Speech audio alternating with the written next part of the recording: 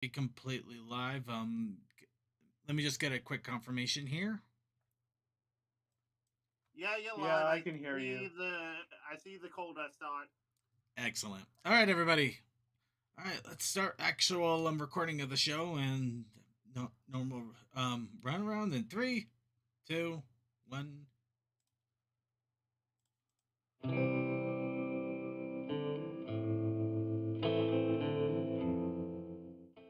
thought you were mad at me, Applejack. I didn't mean to hurt any pony. Oh, no, Sugar Cube, I ain't mad. I never been mad, and I ain't now. I want y'all to know that. Okay, I'm so glad. Can you tell me about the rabbits again, Applejack?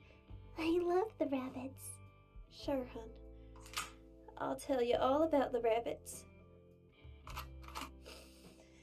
Oh, this would be so much easier if y'all was Rarity. What? Applejack!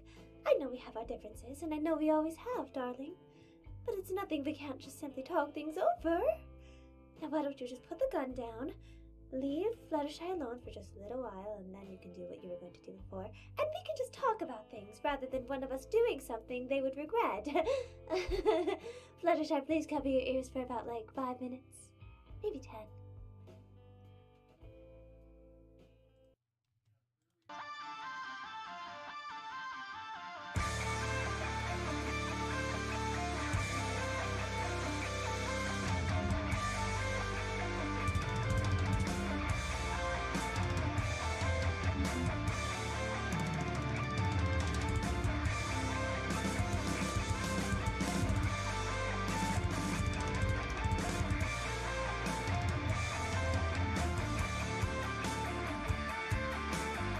Hello, everybody. Welcome once again to the Brony Show, episode 505.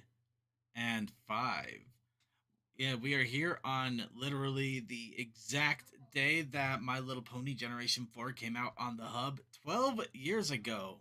That's right, we actually have a show right at the 12-year anniversary of the Generation 4 of My Little Pony that started the entire Brony trend of a ride that will not stop, much to my immediate surprise.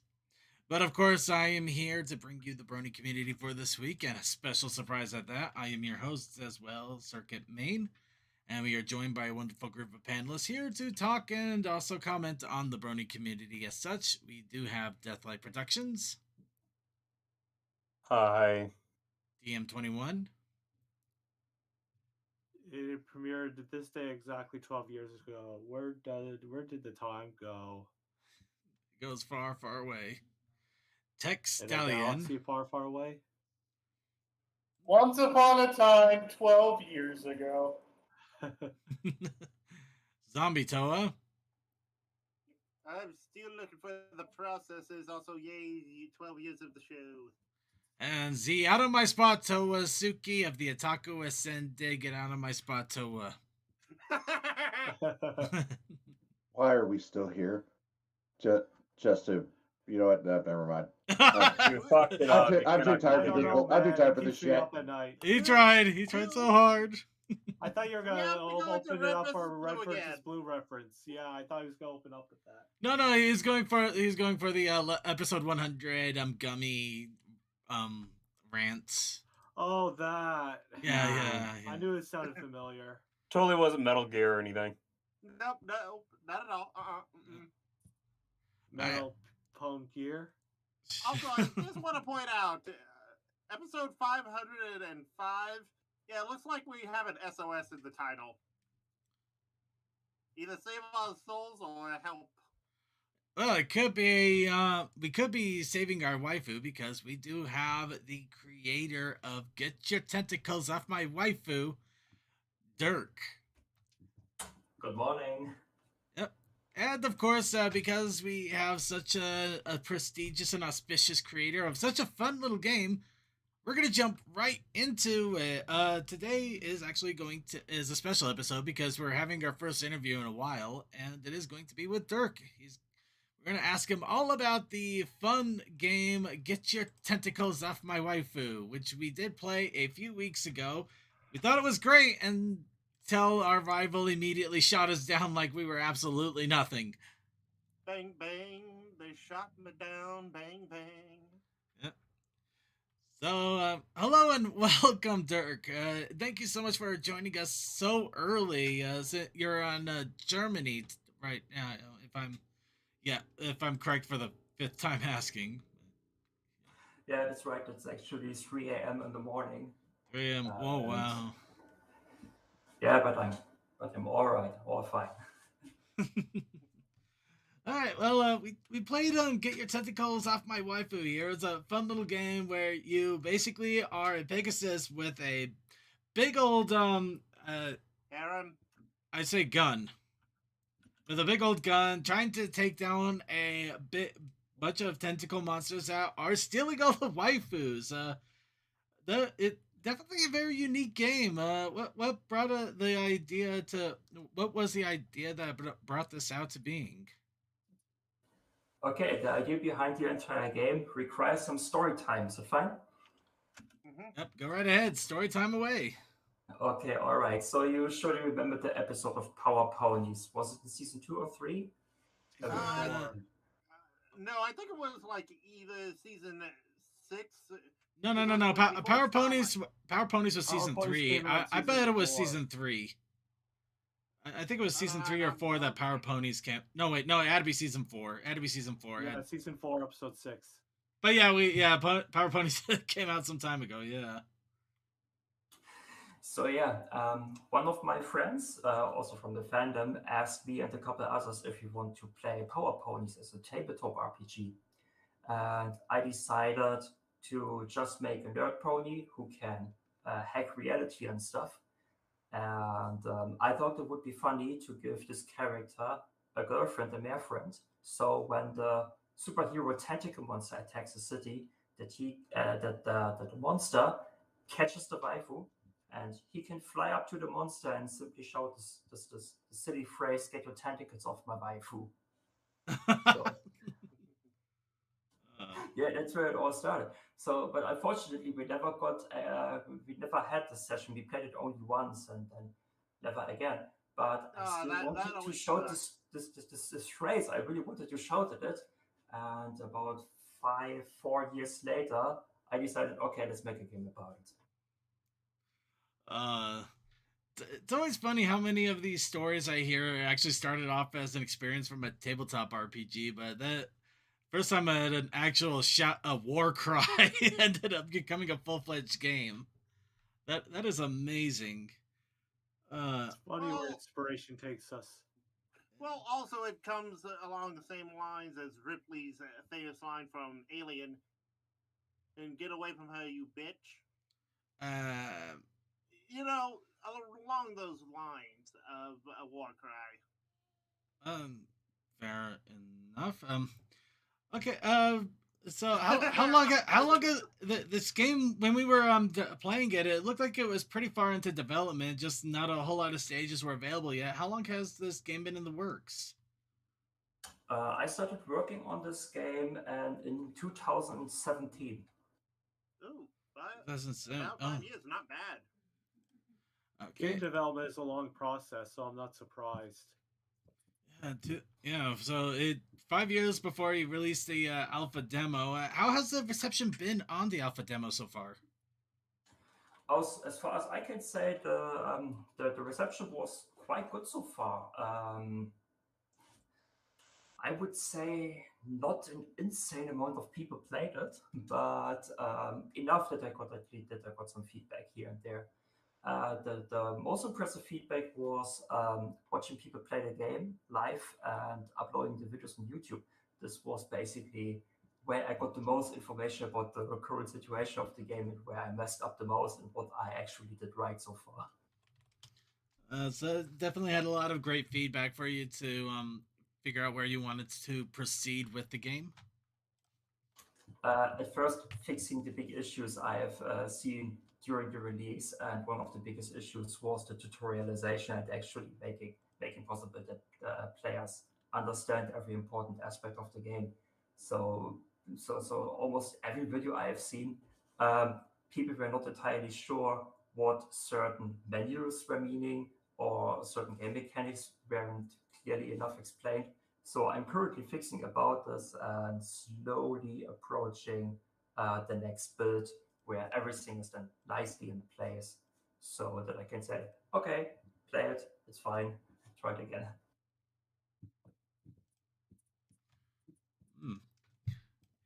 So with all of that feedback that has come in, do we have any idea when we're going to be getting an update of the alpha build? I actually uploaded an unstable build recently. It's available on the FlyRams Discord. But if you like, I can just ninja a link in. Just tell you where.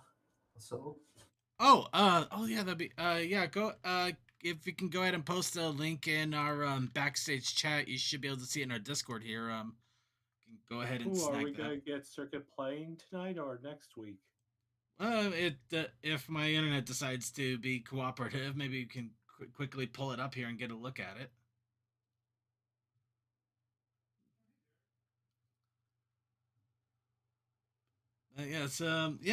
It definitely has been an exciting game. Admittedly, though, I did have a problem figuring out what exactly you're supposed to be doing. I think it was maybe the third stage that we figured out you can actually throw the boxes around and open them up and get all the goodies inside. Yeah, exactly. The crate was one of the things basically nobody really was able to do intuitively or whatever. Ooh, I got a little lucky there then. Yeah, basically. Yeah, that's right. In some games, it encourages you to be experimentative. A lot of games just handhold your hand these days. But there is something to be said about having being able to know which button does what, though. Yeah, that's right. And then this level screen we just saw here at the end. It was so filled with information, but actually nobody was able to read it. So I put in a bunch of tooltips. Yeah, but this is basically all the really immediate stuff. But if you want to know about a couple of long-term things, I can talk about these too. Oh yeah, that would be great. I would love to know the long-term plans for this game. I'm really excited for the full release, but I know everything's got to be taken at a slow and steady pace. Yeah, that is right. And since I'm working alone on the game and manage only 2 full days a week, it will definitely drag on for quite a while.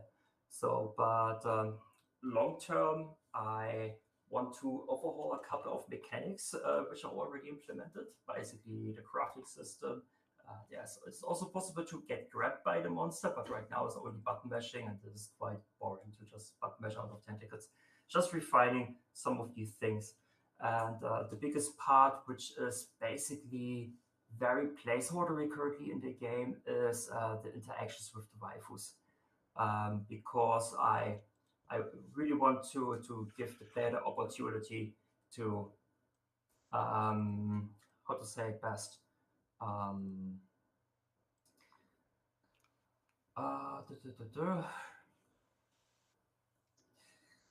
So Give sometimes I have to think about without rambling too much. But I think if you read here and there, I somewhere say the game is about the objectification of love. Maybe we can talk about this in this phrase. Would you like this? So there is a deeper meaning behind the game rather than just being badass ponies blowing go away tentacles to save the waifus. Exactly, this is right. So another instance of never judge a game by its title. Yeah, this is right, but I think the title works quite funny here because the first impression people get is it is a game about saving the damsel in distress. So, but what I'm actually doing is, or what I want to do is to make sure that the damsel is not too much in distress, and that the damsel is not the classical damsel you can just take home, and then you have saved the princess and she's your reward for whatever quest you just had. So that means the waifus need some character, they need a good personality. And I want to go to the route where the player can basically choose if he wants to take good care about the waifus, or if he just wants to see them as tokens and actually goes more a route where saving each waifu results more in a stat boost, and so the story can go into completely different directions. So, do you remember maybe the antagonist you evoked in level 4, this Black Pony? It's hard not to forget that guy. Wow. Yeah, he was definitely quite the antagonist. So yeah. Yeah, so what I want is that the player can take the role of the antagonist and just saving the waifus for their power to win the war against the tentacle monsters. Or he says, no, I'm not going to become like this pony, and instead go a completely different path where Pony himself learns a few things how to deal with the entire situation with the tentacle monster and maybe find a way to even redeem the antagonist. That is a very healthy idea, and I like it because you now have more gameplay options and replayability. Yeah.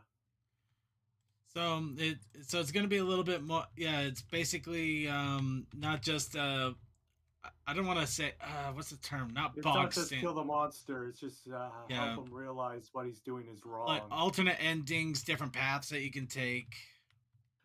One ending you're the good guy, one ending you're the bad guy, one ending your waifu ends up saving the day against you or the tentacle monster. Yeah, exactly like that. But this decision to go for multiple endings and stuff was came actually around, I think, a year ago or so. Because the first time I actually tried to go the very classic route with the game, um, like distracted by the error. Perfect. This is why it's an unstable build. This is exactly that. And this is why they don't have me beta test games anymore. I break them too quickly. Yeah. Oh no, so it's completely fine. All right. So, no, at first I actually wanted to get the publisher and the typical funding and the typical financing. So as you know from basically every independent game or most independent games these days. So and there I planned a linear story because a multiple story with branching and stuff would crank up the entire development time so much that the game, considering that it's a niche game for, I would say, kind of smallish fandom compared to others at least. Every publisher would look at the game and realize, okay, I don't think we can get a lot of money out of that. So I try to keep the production costs down as low as possible. And then I decided, actually, I don't like hunting for publishers. I would prefer to make the game as I wanted. And this was the time when I decided, okay, let's go for multiple story branches. Let's piggybacking the Undertale factor. Let's go all out of the game. Yeah, I can understand that because going off on another example, Fizzy Pop, who is making Hasbin Hotel, went with A24 Productions because they were more lax on her creative vision, and she liked how they weren't restrictive on it. So I think autonomy over your creation is important because if you let other people decide how it is, then it starts to become something else that you don't recognize anymore. The only counterpoint to that I would go is to not you can do it all yourself, but have people help you on the outside if you're like, I don't know how. True, but there's not a lot of published. There are some publishers who will let him be, but there are others out there that wouldn't, and just nudge him in the way of making the game more successful by going against something he wants to put in the game or do, which sometimes happens in game development. In any case, when you work with a publisher. In any case, it definitely is a great time for any indie developer out there because of all the different ways of fundraising just based on for audiences that actually want the game and being able to get the word out on different platforms that are cheap, if not completely free, to get your game noticed. So yeah, it's definitely like Indiegogo or Kickstarter. Indiegogo, Kickstarter, Itch.io, where the game is actually. Well, it's also so easy to make video games nowadays, competitively, of course. It's not full-on easy. Unfortunately, I can't get the waifu. waifu. To get into than into more often than not these days. Mhm. And speaking of which, have you had any unforeseen difficulties or complications getting started on a project on this particular project? Oh, I would say the first unseen difficulty were the tentacles. I can Uh, imagine because you have to almost always go, okay, this is a single entity, that's a single entity, because it takes damage over time, and I'm guessing like a blockchain of if the one behind it dies, they all die. Oh, this was actually quite simple, but at the very beginning, I was trying to figure out a way so that the tentacles basically try to properly grab an object or pony, most importantly with the tip, or that they actually then snake around if possible and stuff. There is this one video game, I don't know the name, but you build basically an airship, and sometimes you have to fight against a giant air kraken, and they actually had a tiny little blog post about it, how they tried to achieve it, but I was never able to get that code running. So I decided, okay, don't make physical tentacles, don't make this grabby stuff, just fake everything until it looks pretty good. For example, we can see in this level quite well that the tentacles oftentimes just glitch into the terrain, and this was like, oh, it looks a little bit wrong, so let's make it look right, and yeah, added a tiny particle effect, and everybody likes it. Mhm. Yeah, you don't want it too overpowered. If it's going clipping through the wall, that's not good because it might be able to flash back to where the player can't dodge or something like that. Mhm. Yeah, but honestly, some of the later levels have exactly these scenes that you had just described. Yeah. Well, I can definitely see on the layering on the 1 second currently doing that if a tentacle goes off the visual thing, like behind that layer, it's not really a factor unless it's, extremely long, then you gotta account for it. I don't quite uh, understand what you mean with this. Well, neither. well, And basically what I'm pointing out is if someone's not paying attention, you could have that tentacle right there he's fighting that's going behind that front layer stuff clip into the wall and glitch out. well, Oh yeah. I Yeah, see. Yeah, you're currently showing it. yeah, mhm, And yeah. so Stuff that's like that. I can imagine collision boxes are a bit of a heck in a handbasket. oh, well, I must say I'm working with the Unity engine, and Unity already takes quite good care of most of the issues which you would have the moment you build your own engine. I uh, hope your project isn't in danger in one day because of Unity's recent actions a few months ago with its CEO. uh, But it shouldn't though, because you're working on this independently. You're not too reliant on Unity, just using their engine and tools. Yeah, that is correct. And I know what you mean. They broke this one. What was it? In-game shop guy, mobile ad stuff, something like this, to ingrain it pretty nicely into the engine and stuff. Yeah.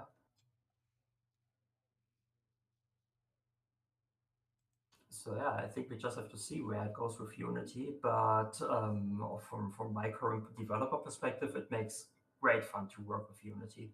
So the moment you dive really deep into the really complicated stuff, then you sometimes have to fight a little bit with the engine. But otherwise, it is, so to speak, a really good girlfriend for any developer.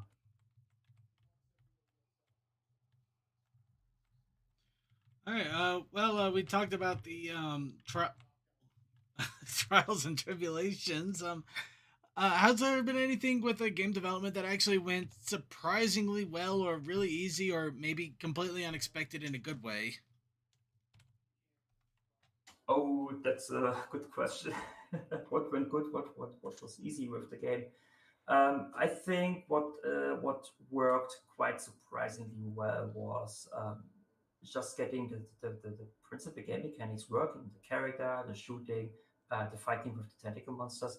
So after a few months or so, I had something playable, and I showed it to my coworkers, and we already had great fun with it. So that definitely worked quite well. I better stop touching things in this space. I think everything is out to get me. I think it's only the question marks, and I have no idea why they are crashing right now. Yeah, it looks that way. I guess I'll just stick with the main gameplay areas for the moment, since it doesn't look like that's going to be cooperative. So when you get this when you have the game fully developed, which I'm sure is a long time away, but are you planning on releasing it to other platforms, other digital distributions, maybe even physical copies of some sort? I think I only thought not further than Steam so far. I just haven't checked out different online shops, different digital distributors, but I probably consider checking out Good Old Games, as they are currently selling newer games as well, and maybe Humble Bundle, just to give the people options if you don't like Steam also. I don't know if anything will happen with Epic. I just have to see with this. And a physical version, as long as there are no publisher who thinks, hey, this game is so great, you want to see it in the shelf, I think a physical version is not really happening. Yeah, probably not, but you never know. It's always nice to have It'd be nice to have a physical version, but it's not always a possibility given the budget of production and how it's just easier these days for most indie developers to just simply download it than just making physical copies. Yeah, but yeah, definitely. A crazy Brony can dream. Oh, crazier things have happened. For example? Yeah. I said crazier things have happened. Oh yeah, them's Fine Hertz is getting console release now. And that was an indie game that got cease and desisted, so I know it's not the exact same game, but you know what I mean, though. Speaking of which, actually, that does give me a pause for thought here. Were there any other games or properties that really influenced you on how this game was developed or being developed? You know, little inspirations? Yes, definitely. Namely the shoot 'em ups from the early 90s to the mid 90s, before everything went the bullet hell route. So yeah, like Toho before it went to full Toho. Oh no, even earlier. I think he's mean like maybe Super Smash TV or that too. No, I'm actually talking about the game called Donpachi. Donpachi? Ah, Patchy, yes, I remember that. I remember playing that in my bowling alley's arcade. Fun game. Yeah, it's kind of like the history of the shoot 'em up, so to speak, a little bit, because in the mid 90s with the Super Nintendo and stuff, there were all these RPG games, and shoot 'em up developers were kind of like scratching their head and wondering how can we keep people playing our games. And the first idea was to make it more difficult. And this basically, over time, just pushed the entire genre to a niche genre, which is played by a really, really, really small audience these days, with only one extremely successful shoot 'em up, maybe once a year, maybe every second year. The last big shoot 'em up, which everybody is probably still talking about, is Enter the Gungeon. But basically, shoot 'em ups in this business are very dead.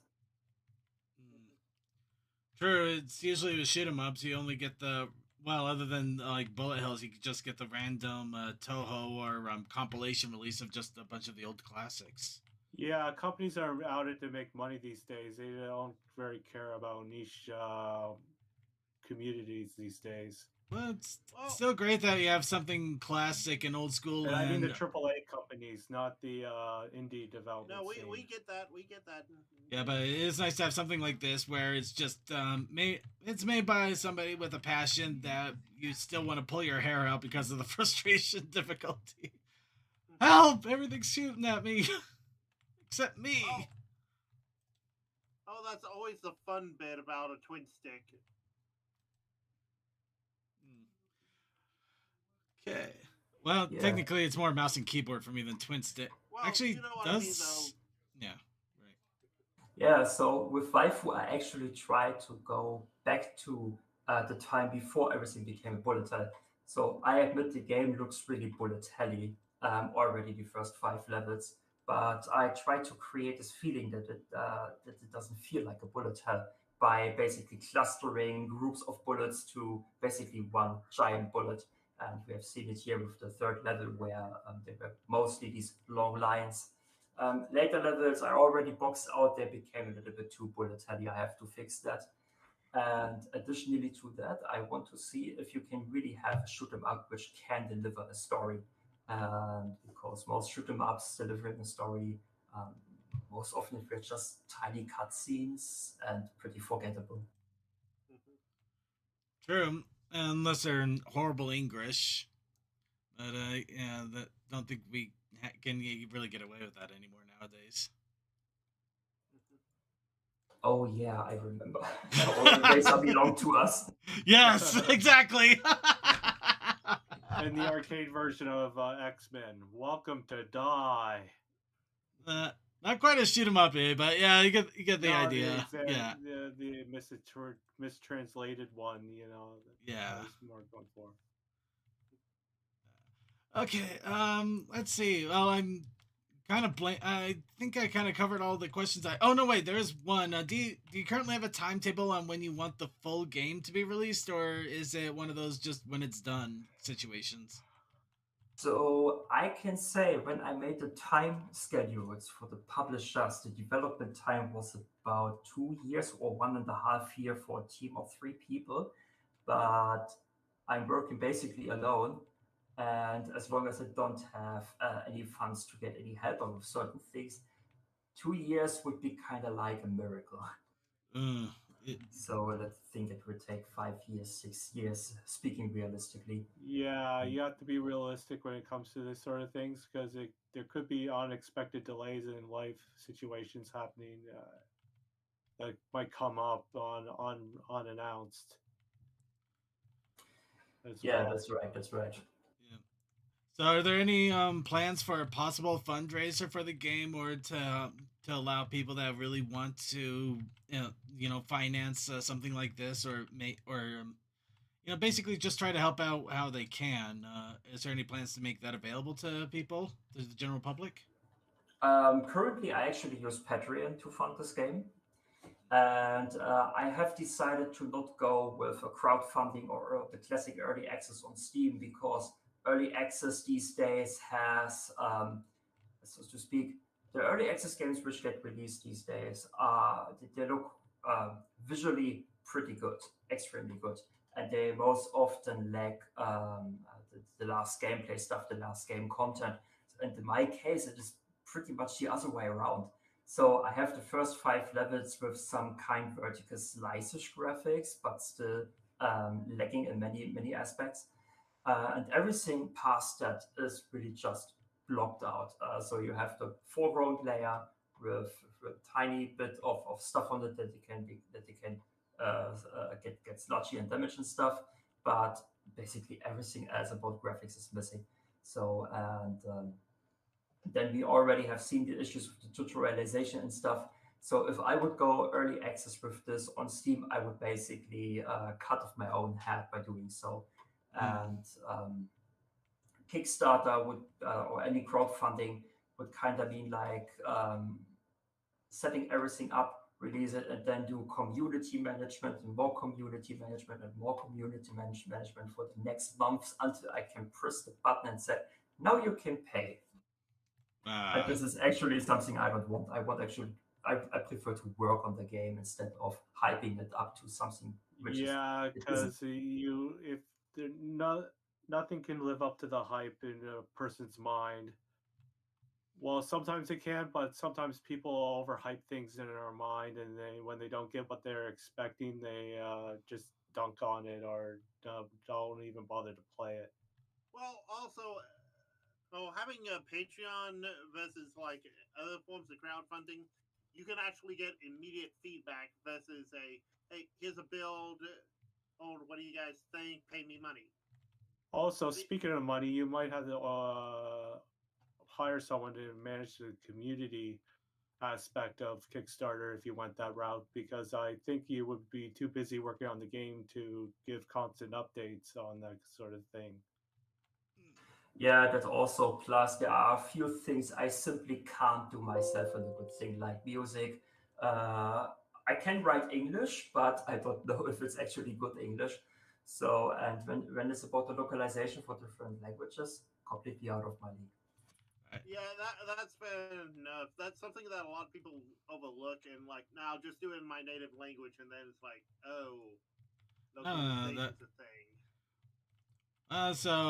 In that case, anybody who is interested in trying to help out this game, we will have a link to the Patreon for it in the show notes, as well as in the description on the YouTube video when it is uploaded. So please be sure to keep an eye out for that. And if you do like what you see here, please join in on the Patreon, because even finances help a small indie developer even a little bit. Chaos Sakai has a question in chat. Yeah, I'd say it's DLC after the game is complete. Chances of what? DLC. Chaos Sakai asked if there's chances of DLC after the game is complete. I don't think I want to do DLC, but I want to see if I can implement a nice randomizer for all the stuff. Checking what I can do with for the speedrunning community. But when the first game is basically done, then I have to surely do a mental health break and then probably go to the second game. Yes, I already want to make a second game. Is the second game going to be Get Your Tentacles Off My Husbando? Or is that... the second game, I would just jump far into the future, which is super uncertain. But the second game is then Get Your Tentacles Off My Waifu the Beach episode. Oh, I love it. The beach episode of every anime. The beach. that would work. That would work. That is amazing. Keep your hands off my beach babe. No, your beach waifu. Get it right in there. But that is amazing. I absolutely love it. It's too bad. It's too bad. We're probably gonna have to wait a few years for that to come out, or at least an alpha build of it. Well, I try to be as open and clear about the roadmap for waifu as possible. Right. So yeah. and in fairness, you have a good base set of assets to work with. I understand making the levels though is probably a little more time consuming than anything else. Yeah, this will unfortunately lead to a really boring part for the next months, because I will work on improving the tools I need to build the game a little bit faster. So, but I will always take 1 of the 2 days I have available for tiny improvements here and there, and maybe jumping a bit ahead about features I want to improve, so people don't have to wait months where I just building tools, because there are already memes and jokes out there that independent game developer just work 90% of the time on tools, and then they work on more tools but never finish the game. Yeah, I can imagine that stereotype, because it is difficult, and I am very inexperienced with game design, but I can understand the difficulty as someone who works as a 3D printer, how you are like, that doesn't look right, it needs to support there, it needs to be that, it needs to do that. Creative is a curse, but we love it. So, since I'm currently fighting the horrible antagonist that drove everybody crazy, when you were testing that, did you just happen to be really, really good at him, or was it one of those weird cases where you just kind of became better at the game than anybody ever expected? It is probably the second version. But building the antagonist was a super fun thing, because at this time when I was working on the antagonist, I was maybe I have seen a video or was reading up a little bit about artificial intelligence or artificial stupidity. Yeah, artificial stupidity, which is all about making bots in most first-person shooters or so bad enough that they feel human. So I took a bunch of all of the things which they were mentioning and actually put this into the antagonist. So if you look really closely, you may notice he at certain situations he has some delay before he is able to dodge. So you can try to cheese that. and the antagonist actually has this exactly same move set as the player character. So you kind of fight a simulated player in these battles. Crazy thing I would do is if you're able to record a player's failed run, why not have that be one of the lighting patterns or a replacement pattern? But I understand that would probably be a little too complicated simply because of, the coding. I'm not quite sure if I understood everything correctly. Basically, since I know that the game can take the input of the player, why not just have it copy a previous code that the player inputted in another level? I don't think know, too complicated. You mean kind of like TAS technical assisted speed run, but without speed? It sounded more like either like Racing Ghosts or like the problem with older fighting games where they were basically reading button inputs and reacting to that. Or facing your other self like Legend of Zelda or Ocarina of Time with Shadow Link. Yeah, it's something along those lines, but you get my idea. If you're having the narrative be, this is a rival that's nearly as good, if not better than you, it's an idea, but I understand if it's too complicated. Yeah, that's probably really complicated. And after I implemented this pseudo AI, I already noticed this actually feels quite good so far. Maybe I have to work a little bit on the bullet pattern that he doesn't fire that insanely because this is a mean difficulty spike here. But otherwise, I'm very happy. Yeah, you don't want your mid boss to be too powerful. Yeah, though, the moment you finally just succeed against him, it's probably an euphoric feeling you never get. It's just like the giant wall, the giant hurdle that you thought was impossible. Yeah. So, but it is still really, really easy to sheath him, especially with the charge shot if you want to try that one. Oh? Well, you're almost dead anyways, boss. I'm all ears.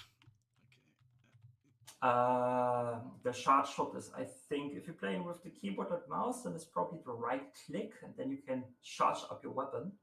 Oh, charge shot. Okay, yeah. All right. Yeah, because the charge shot flies faster, and the antagonist has problems dodging that. So if you are really good, you can stun block him for some time, then he gets angry. First, let's recover our waifu here so we can make sure we got nice power up.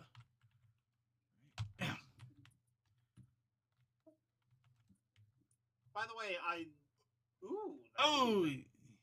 he got me! He got me in the shin! My shin! Okay. I used to be a shooter like you until someone got me in the elbow. No. Until the antagonist got me in the knee. I got capped in the knee. The antagonist got me in the knee! Actually, I gotta. That does give me a pause for thought here while I'm trying to. The arm because your shooting arm is important. While I'm trying to take out the antagonist here, who is now leaking more meat here than a cooking game. Is there missing a leg by any chance? No. He is now. Oh! Oh, the waifu! He exploded in waifu pillows. Wait, is that legal? I was carrying them for a friend. Oh. Alright. Quickly, you still got a monster to kill. Yeah, but it killed the other monster. just means that I can quickly grab everything else that's around here. I do have to. One thing I do want to ask: are there any if they're not already in there, because I might have missed them? Are there any plans for like Easter eggs, inside jokes, things like that? At the beginning, I still do, was playing heavily with kind of anime tropes and stuff, but this is actually the first I wanted to go with Easter eggs and stuff. Like the tsundere waifu, you have a little bit more dere waifus. I think the most common or the most well-known Easter egg you can find is later on you will find the senpai waifu, and this will be quite difficult to make her notice you. Sentai waifu? Oh, senpai waifu. Senpai! Oh, sorry. Dang it. I still like the idea of a Sentai waifu. Second, I don't even know what it just, is. as a Tokusatsu fan, a Sentai waifu would be awesome. Sentai is basically things like Power Rangers, Kamen Rider. It's English for Superhero Squadron. Yeah. Oh yeah, okay, this is actually pretty awesome. Hold on. Yeah, you just have a waifu that just has this Power Rangers like helmet on. Hold on. In the text. Want to help me power through this? We got through the antagonist and index of bound outside the array. Oh, don't tell me I killed it. Oh no, the development console won't let me. There it goes. I had to trash it. It didn't like me picking anything up. Yeah, because your inventory is full. Oh, really? Ooh. Go figure. Yeah, just You fly became upwards. overcumbered. Yeah, if you fly upwards to the middle, to the center room, then you will find out that you have a bunch of items you could equip. Oh yeah, these things. Yeah. Dirk, one of the latest Sentais, at least the females of them are in this voice text insanity. Just to show you how you could work with the idea of a waifu in that case. They even made a Mighty Morphin Pink Pony Ranger figure. Well, I don't know if I can put in that waifu in the first game because I already defined you know what I mean. No. I was just saying. Yeah. But there you know what I mean. Well, there goes the game again. There's that game again. Yeah, oh well. It's something to look into if you want to do that type of trope. So I think it's a good time to bring it. Let's bring the questions out to our chat room audience here. A lot of you guys have been listening in, and I'm sure you've been enjoying the conversation. But some of you may have questions that we haven't covered. So now's your chance to ask the questions in chat. What are there anything that you want to ask our beloved Tentacle Waifu developer Dirk?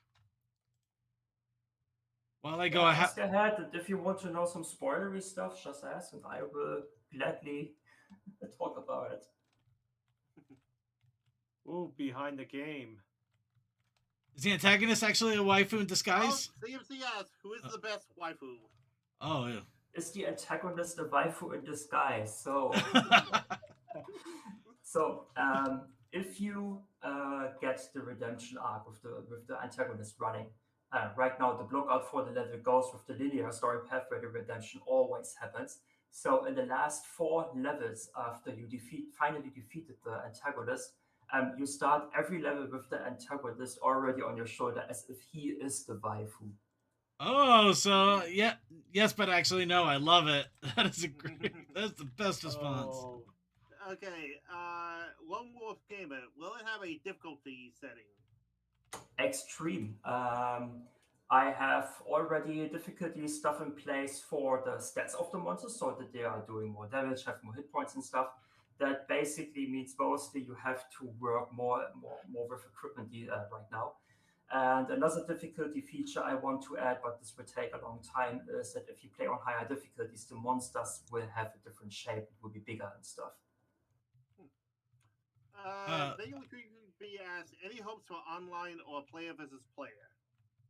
I think I can't make online anymore because I already messed up the entire coding game architecture to get online working. But we have local co-op, and it's already working.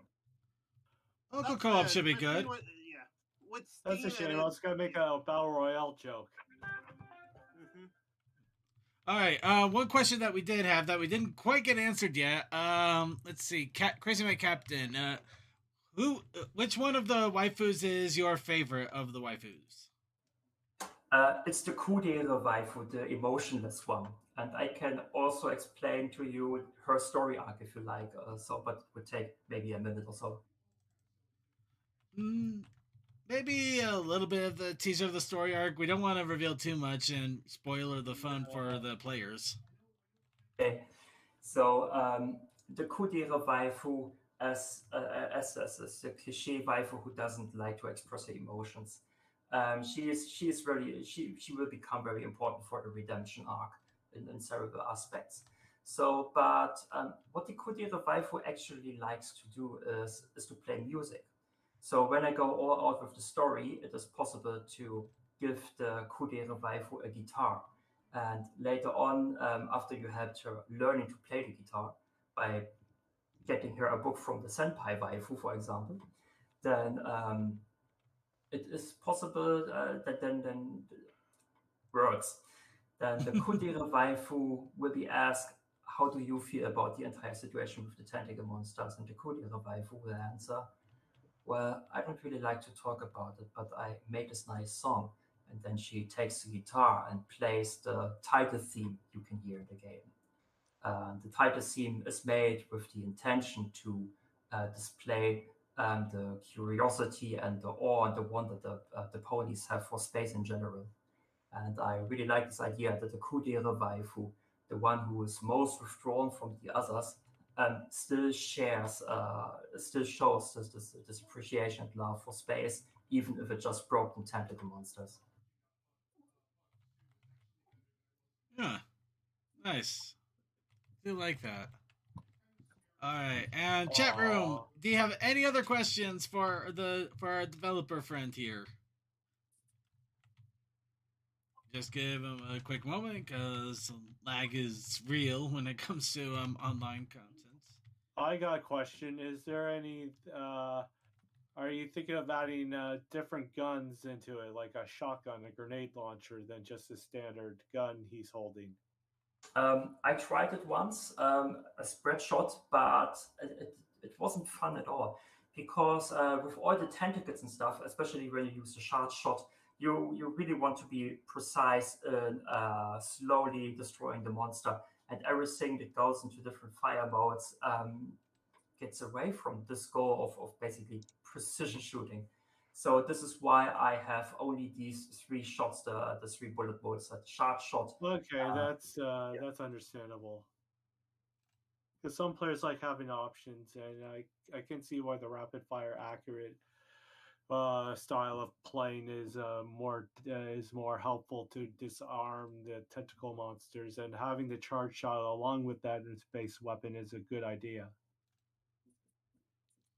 Yes, plus I will actually overhaul a couple of the later monsters so that there are monster parts which are highly resistant against the charge shot, but other monster parts are extremely resistant against the rapid fire.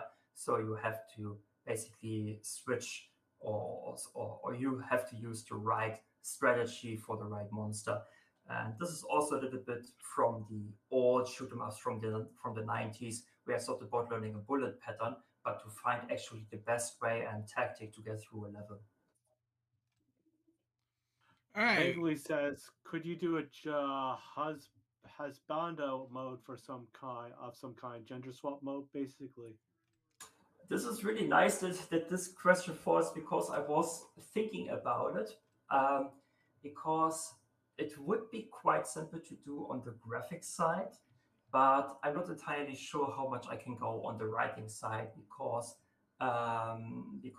waifus and husbandos will talk differently. They will react to each other differently. Yeah, and I don't know if I can get that. Be written.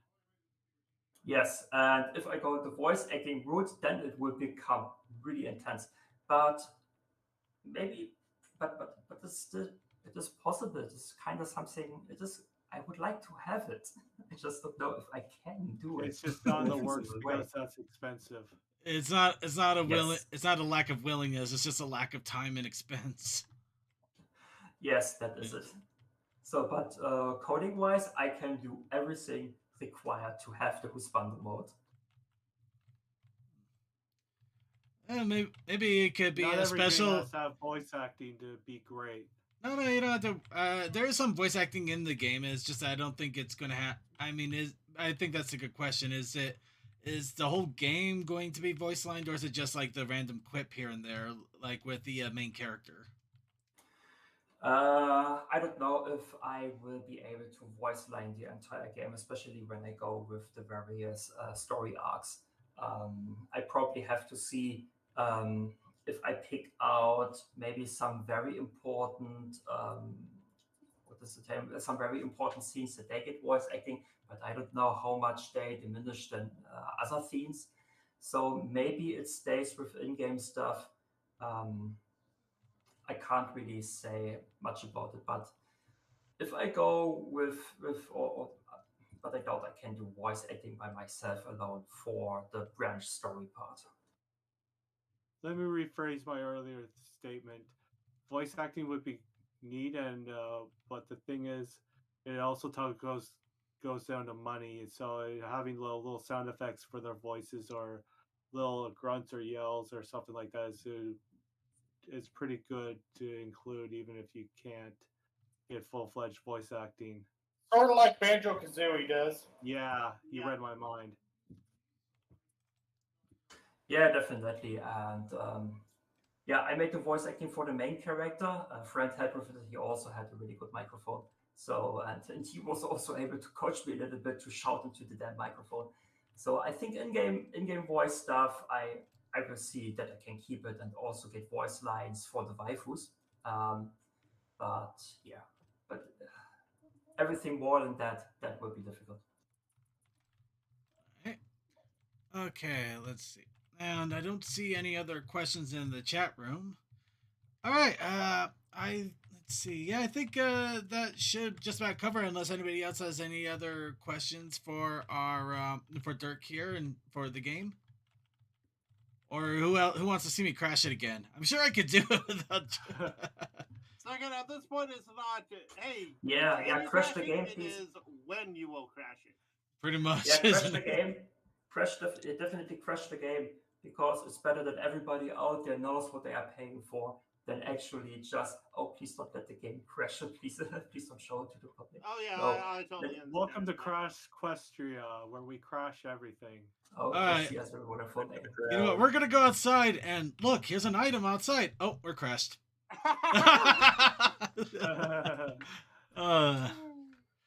In all honesty, though, I think you can pick up those items in the actual demo that's on Itch.io. So if you're watching this and you want to try this game out, the Itch.io the build is a more stable at the moment. I will, first that, and maybe I can make another unstable build on Friday. Well, you gotta bring it out of the stables every now and again. Grazing is an important factor. Oh, whoa, that's not good. Oh, wow, oh boy. Oh no, second, are you breaking your own stuff? Not exactly. My virus scanner just said that Get Your Tentacles Off My Waifu has a virus on it. Or at least says it does. Oh no. Yeah, that's very likely that it comes with all the stuff that I can't. What's the term? You have to talk with a bunch of people to make sure that your software get accepted by virus scanners and stuff. And I sometimes even get this Microsoft warning thingy. Oh, this is not a Microsoft certified or whatever thingy. You shouldn't use the software. And then I've heard some sites having problems like that. Someone in YouTube chat. Oh, I'm sorry, just my mage. I did just see the chat. Any plans to add Linux or Mac compatibility to the game? As long as I don't have machines which can properly run any Linux-based system or Mac, I can't make ports.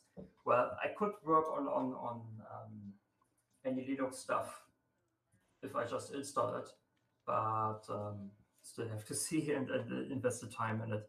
Yeah, but I would actually like to have multi-platform. I just need the hardware for it. All right. That's fair, because if you get a full game and you can just try putting it that way, I think it would be a little bit easier than having to fix different bugs that pop up from a still in development game. Yeah, that's true, but I'm actually most concerned about the graphical stuff because I did some really insane shit just to get the game looking as it is, but that's the nerd territory, the deep nerd territory. Yeah, it definitely looks great, though, and it does play really, really well. Even though I'm using keyboard and mouse, I felt like I was really in control of everything. Everything was responsive. I I really enjoyed it. So I have no complaints about that. I've played plenty of really weird controlled games. Plenty. Do I have to bring up the? No. the Anyway, I'd say it's probably a good time to wrap up this interview here. We've been going for almost an hour, but it's been a great hour and really a lot of fun to play the game again and talk with you all about it. And I'm excited to see everything that comes forward, even though I'm definitely going to have to be patient for at least a few more years. Is there anything special you wanted to shout out or before we go ahead and let you go? Actually, I'm just really glad for everybody who plays the game, uploads the video, and just shows me and the people how the game currently is, how it runs. Just let's all be honest about the situation of the game, so you don't waste your money on something you will be unhappy with. But if you like it, just do as you feel best. All right. Thank you so much, Dirk. And yep, that was Get Your Tentacles Off My Waifu. Again, links to both the game and the Patreon will be in our show notes, as well as the Discord, the description on the YouTube upload. So please, if you want to check it out, please check it out. And if you really like the game and want to support the creator, please sign up for their Patreon, and I'm sure they'll be more than happy to use your money to help the game develop a little bit quicker. Or at least be a little bit more sane when they finally finish the game, whatever comes first. What is the sanity you speak of? I don't know either. I think it's a soup. Anyway, Dirk, we're gonna go ahead and move on to the Brony news and everything. You can stick around if you like, or we can go ahead and let you go so you can probably get some needed sleep or get on with your very, very early day over there in Germany. Yeah, it's already 4 a.m. here. I think I will actually go to bed. All right. Let's let you go so you can get some sleep. Thank you so much for staying up so late to give us this interview. This really does mean a lot to us, and thank you very much. And I really hope we at least get the word out about your game to even a few more people. Because I really want to see this game come to its full development and actually get a Steam release and everything. Of course, I would even love plushies of the game and having a physical release, but I'm a crazy dreamer. But I still would love to see this game get completely released. Well, let's say the game already has Atakimakuras you can collect in game. Ah, there you go.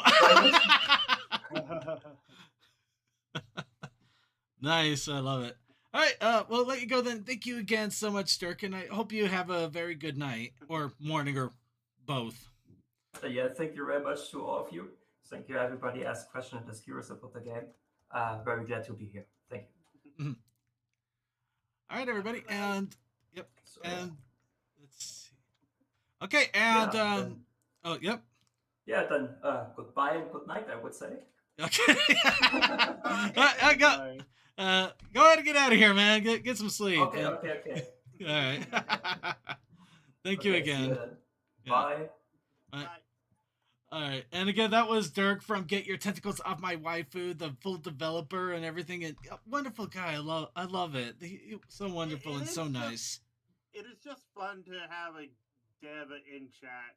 Yeah, well, yeah, and I really hope that the game continues to be produced, and I really want to get into it. I feel there's so much here, and I can just dig my hands into it, but it's still so early that right now just shooting up tentacle monsters with a waifu, it is good. It's good stuff.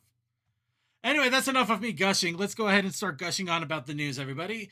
Once again, let's start off with the gushing as we normally do with a little bit of What's Up Brony so I can wet my whistle after all of that interview talk. So I must ask all of you once again, what's up, Bronies? What's the wub? I'm getting into photogrammetry, basically a way of making a 3D model of myself without having to model stuff and just take a lot of pictures.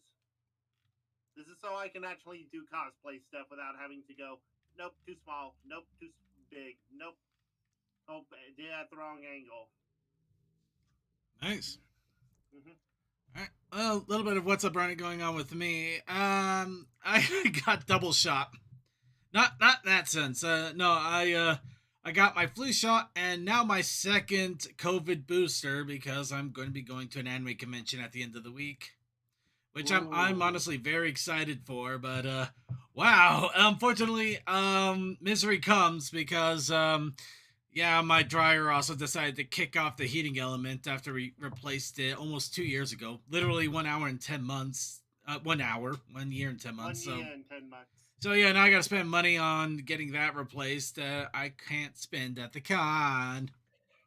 But Circuit, Boo, indeed. at the very least, you have a way of getting home easier than I did at Everfree. You're not exactly wrong considering I literally just have to drive about 30 minutes to get to the city to get there to get to a. Well, you know what I mean. It could have been worse. No, I get it could have been worse. It just doesn't mean I have to like the situation. Did I say you had to like the situation? No. Anyway, also speaking of which, I have been participating in Pony Timber, which has been a lot of fun and exhausting. I won't showcase all of the art I made, but I am posting it to the Discord if anybody really wants to check it out. But I will show a couple of pieces, mostly because one of them does tie into the challenge of the week. Other than that, though, there really hasn't been much to go on. I've just been trying to get things sorted and figure it out, and unfortunately, because of that, my streaming schedule went really cattywampus, so I haven't even been able to play spoopy games, which really sucks because I really wanted to play a lot of scary games for this month, and now it's already a third over, and all I have is 1 hour of, well, one play of Little Nightmares and some good Project Zomboid. Some good Project Zomboid. Yeah. That's amazing, Vaguely. Oh, vaguely. I actually am a little bit jealous. That is awesome. A Weird Al concert and a VIP with a meet and greet. Vaguely, you have made me so jealous. I absolutely love it. What's your Octian vinyl background that just popped up? Oh boy. Crazy Man Captain, do me a favor. Could you send me a personal message reminder about it? I'll see if I can dig it up. Wow, that I'm not kidding. Anybody really wants to know what my background folder is like for this show? It's this. It's basically all of this. So many. I'm A's, and now I'm in B's. Now I'm in C's. Thousands of images. And it's still not done loading. Scrolling through it like a madman doesn't help. However, there is very good possibility that the wallpaper you're referring to might have the Octavia name on it, so I can do some searching. Just please remind me to do it so I'm not literally trying to do it in the middle of the show because that's not good show content. Somebody pictures take up little memory than you think. Well, also Chaos Sky second when he built his Twipew. Is this Twiputer or was that the old one? It's Twiputer now, but it was on the older one too. It's just there's even more now on Twiputer, but it's he has hard drives dedicated to some of this stuff. 16.7 gigabytes. We got a question in the YouTube chat. Of course we do. Will I be playing like Starlight Glimmer's Amnesia this Halloween? Oh. Well, hold on. When does Halloween falls on a Monday? Halloween is on a Monday. Oh my. Jeez, which is good for us.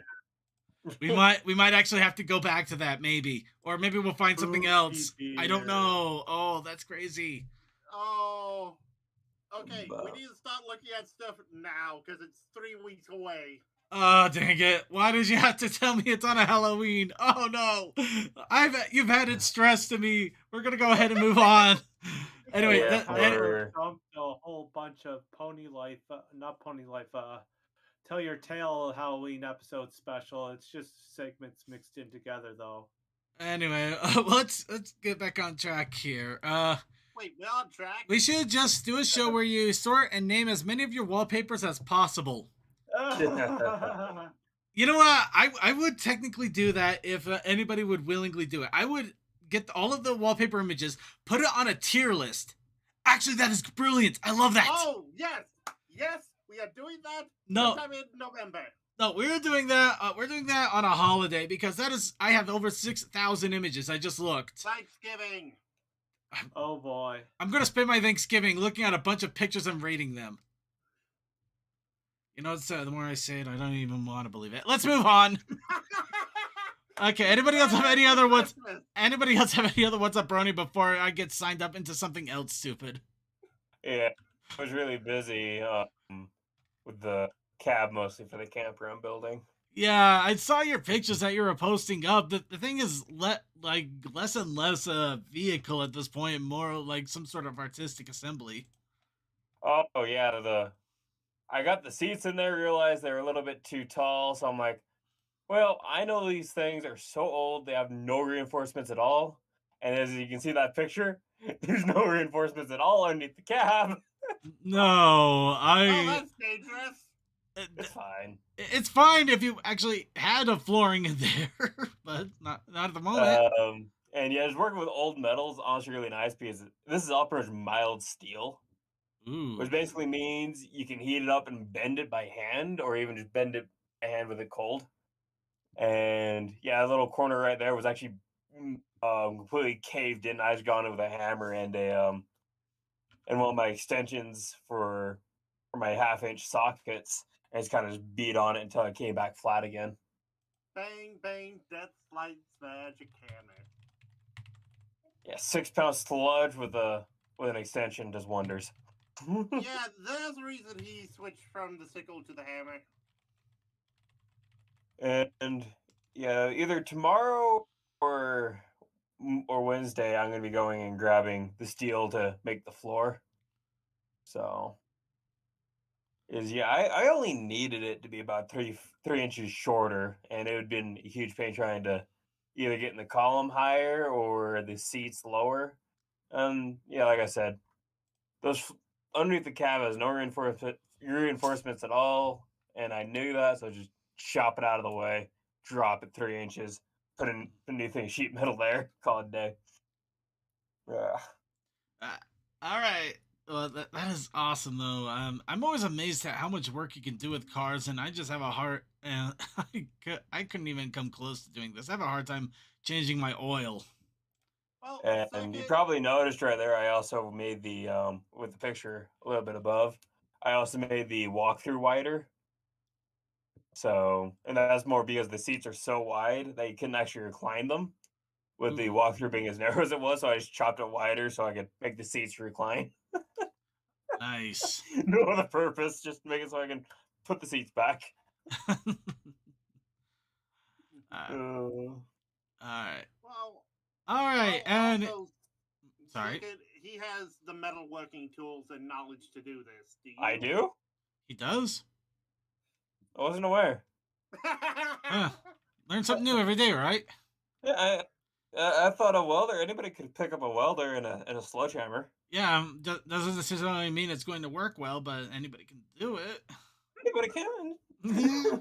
Don't please don't do that Until somebody hurts themselves. Do not do this with modern vehicles. I should state this. Do not do this with modern vehicles. The Brony Show does not condone the use. The Brony Show does not condone the use of using a welding torch or flamethrower or any kind of hammer without either strict supervision or actual license and knowledge of how to do it. Unless you're being home invaded. You're on home invaded in what? Okay, Kevin McAllister. Let's go ahead and move on then. The reason why I say do not do this with modern vehicles is because modern vehicles are made out of hardened steel instead of mild steel. Which means if you try doing this, you destroy the body panels. Actually, I thought they were made out of plastic in some cases, so everything would just melt the moment you started. Yeah, a lot of them are plastic or aluminum now too, but yeah, like if you're going for a good old steely, it's all hardened steel. Model of the car, and yeah. It depends on the make and the model of the car, if how the plastic is formed or the metal is. All right. Well, I'm saying all modern vehicles are pretty much hardened steel now, and you cannot even touch a welder to the modern vehicles, or else you completely ruin the panel. I was saying that for either the old one or the new ones because I cut on my headphones for a second there. Right. Well, we're But gonna go anyways, ahead. let's talk about other things. Yeah, in fact, we're gonna get right onto the news now, finally. So, yeah, everybody, let's go ahead and talk news because it's time to talk about PonyCons and other fun things. Of course, we're going to start off with the pony conventions. Next one to come up. Actually, the UK PonyCon just recently happened. Apparently, that went off rather well. Good turnout. It looks like the pictures that were there were a lot of fun. However, I'm Looks like a list of cocktails came out too. list of what? Oh yeah, the cocktails, the cocktail picture. Yeah, I saw that. But yeah, it's not just that though. There was another convention that did kind of pop into my eyes. You and your special eyes. I got special eyes. Okay, hold on. Let's see. What was it? This? So you specialize in special eyes? New York Comic Con. No, that wasn't it. Yeah, sorry everybody. Give me a quick second. This is actually one that okay. Here we go. Now, this one I was debating talking about because I found out it existed. I wasn't sure if it even was going to happen. Death Fest? No. This is gonna be I'm not gonna lie, there's a little bit of controversy regarding this one. However, I feel it is my duty to report on it because it is a Brony convention and it does have intention to continue. It does have an intention to continue on into another year at least. So there was a convention over in Phoenix, Arizona, called Ponies Just found out about that one. Ponies Exposition that also came out this weekend. Now, the reason that I did not talk about it too much is this was the first year it was coming out. I saw absolutely nothing in regards to advertisements or advising or even acknowledgement of his existence outside of a few Twitter posts. So I didn't know if this thing was real. And it was real to an extent.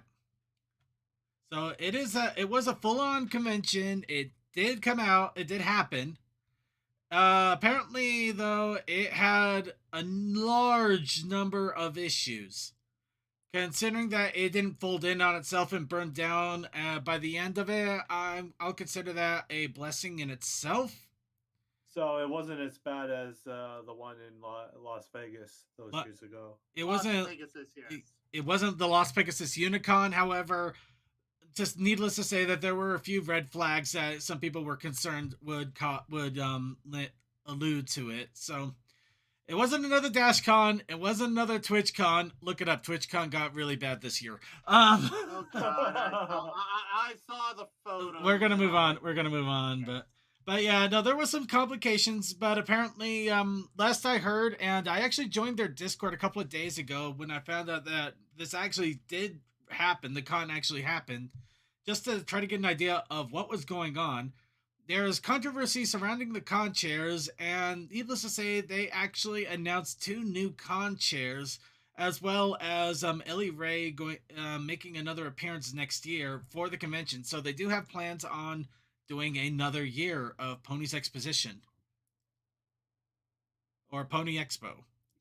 So wait, just a moment. What happened at TwitchCon exactly? Because there was a foam pit. There was a really badly built foam pit, and people got injured badly. Oh shit! Yeah. There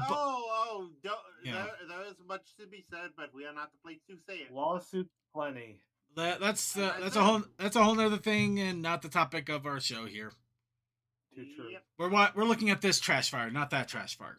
No, I'm kidding on that. Multiple trash fires to look at, and we can only deal with one.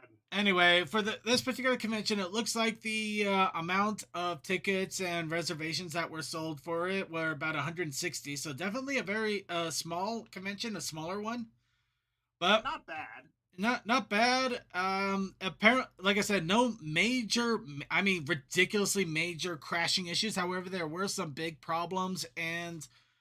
Yeah, they do have brand new con chairs for next year, so there is a chance that this might end up becoming a new convention that may be worth keeping an eye out. So That's why I wanted to announce it, to talk about it a little bit, because not only did it actually come out, it sounds like they're planning another year, and so that this probably deserves a few eyes at least. Second, I have to ask, what is with the whole southwest of America that is kind of not so good for our conventions? Leave it alone. Crystal Mountain went on for 6 years. You are more in the west part, And not southwest. also, if you really you really want to bring it into that, here we go. You know what? No, actually, I don't have to justify this. But HarmonyCon's also still going on for quite a number of years now too. And yeah, I know technically that might be considered Midwest, but it's Texas, so close enough. They're more considered the South, given Confederacy. BabsCon. That is West Coast. You know what? We're leaving this alone. I don't think I'm winning this war, and I don't want to. We're moving on. Instead, let's talk about news coming out. Next in the news, Friendship is Tragic. A full-on, the second chapter of a big, dark, drama-filled story series is starting to release by Scribbler Productions. I just wanted to make sure that was announced and known as Scribbler Productions does have a great voice acting cast, and it is a good sized story with lots of not animations but pictures. So I do have to say, it is incredibly funny because this fandom, we love calling these audiobooks. Professionally, though, they're called audio dramas. Yeah. You know what? Yeah, Actually, audiobooks. Actually, I do. Thank you. That actually. Radio star. Hold it. That actually is a good correction. I am going to accept that because these are audio. No, this is an audio drama. There was nothing written here. There's no book. I think. There's always a book. There's at least a script. Yeah. But well, I mean, no, like fan fiction made off of this, I believe. But it is just funny to me because way we run away with stuff, it's like, yes, we still call it an audiobook, but any profession will look at it and go, no, that's an audio drama, you dummy. But it's a book. Yeah, but you've done all this to it. It's not a book anymore. We're just gonna... Okay. Check it out if you're curious. Check it out. It's just funny to me is all. I just found it very enjoyable. Next. Professionals. Next on the news. Apple Bloom, or to be specific, Michelle Krieber was put onto the horse's mouth for the 10th episode. So the interview series from Equestria Daily continues on, and they interviewed Apple Bloom. So if you really want to check it out, you can now listen from the apple horse's mouth. Hey. Apple Bloom. Somewhere there's a Suki having flashbacks to about a week ago. Oh, so that's where that went. Okay. Wait, a week ago? I'm being half joking because of the cartoon streams back in the day. Dude, your time is off. I know it's off. Let's go ahead and move on. Moving on. I don't know. Tell Your Tale, episode 30 has released, and boy, oh boy. I honestly wish I could talk about this, but I want to give you guys a chance to view it if you haven't. This one, I think the lore masters are having a field day in good and bad situations because this is the Nightmare Night Party. Yes, Nightmare Night in G5, and no apple cider, I'm ashamed. Actually, they had apple bobbing. Also, no cider. And also, it caused a massive distribution, a massive wealth of fan arts because of one image. Oh, I think I know which one you're talking that's funny. Yeah, so I'm gonna leave this one up to the lore masters of the Brony community, because wow, this one set everything ablaze for a while, and I'm all for it. I mean, it seems pretty simple to me, actually, because it's Sunny Moon. Well, no. Okay, look, look. It was already well established. It's just been established that they're trying to basically say that this is like some way in the future thing past G4, same lands or something like that. So there's a very good chance with all the shit that got lost. Like, I mean, the Tale of Nightmare Moon was a tale by the time Gen 4 started. Yes, some things got corrected during Gen 4's time, but who's to say that after all that fell apart, it went back into myth and got turned back into myth again? Yeah. Yeah, That's a very Like, good point. that really doesn't take much thought. it No, doesn't. They wouldn't have records of Nightmare Moon becoming Luna again if everything was gone. Well, Yeah, not 'cause- well, not yeah, 'cause necessarily. Nightmare Well- Nightmare Moon just might be like a kind of a boogeyman situation, like Count Dracula now. She's yeah, 100% a boogeyman. it's that, and I mean, think about this: how how many truly accurate records of like heroes that supposedly existed 1,000 years ago do we have? Almost none. Her son's dad. There was is none. But Not anyways, accurate. Nothing accurate. No, we Like, have. they're mostly and- tales. They're mostly Yeah. stories, Yeah. and a lot of times those stories, they have, of course, those details. Yeah, basically the truth is stretched, essentially, is what I'll say. And the facts are lost to time.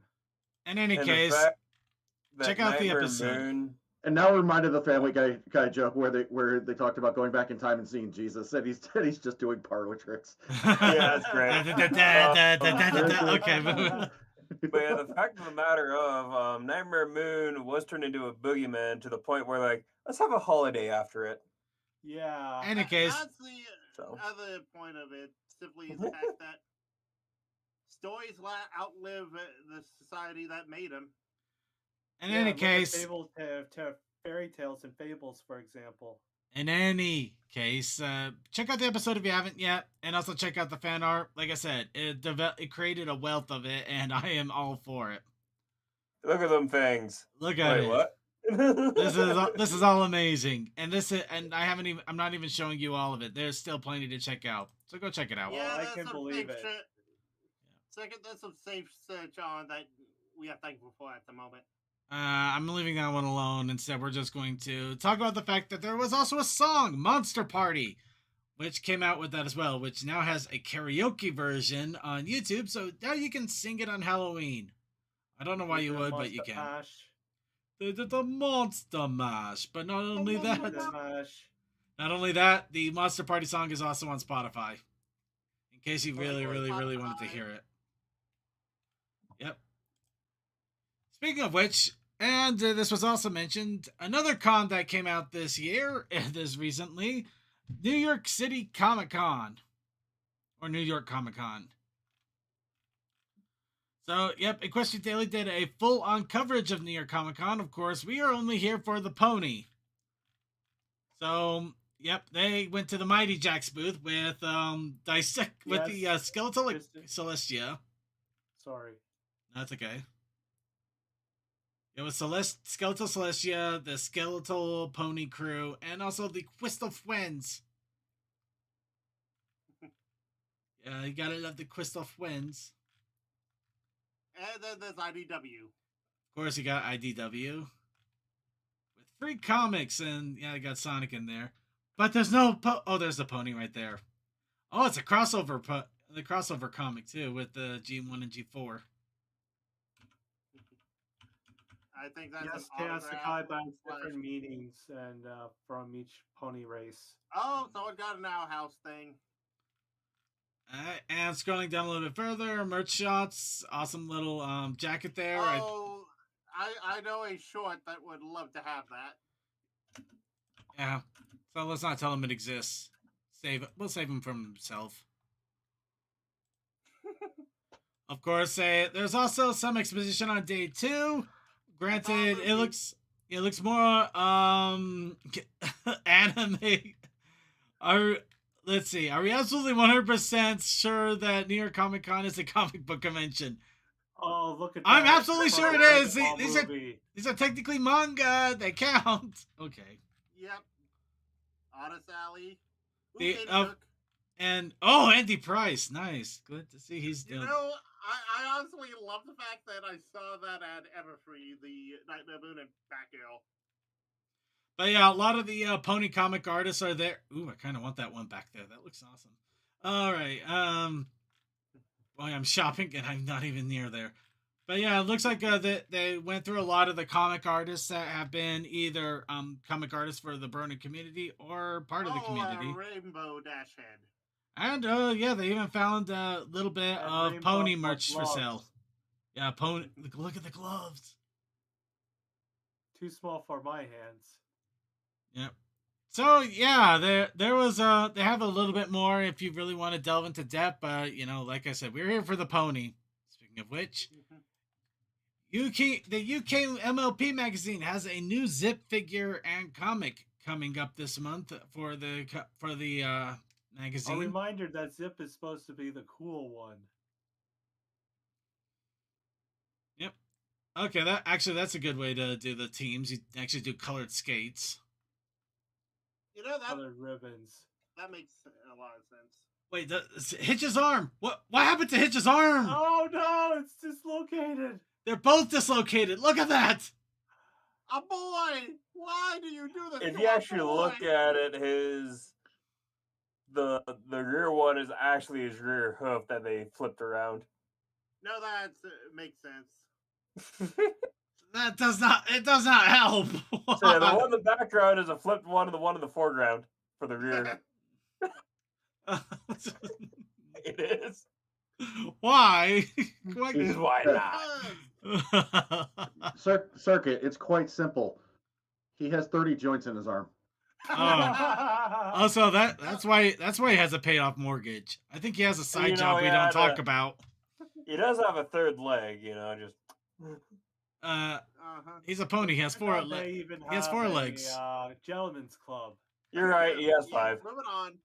All right, so moving on to merchandise. The I Can Read comics. Last time we talked about one of these with the preview, I figured out that the reason it creeped me out so much was their expressions literally did not change.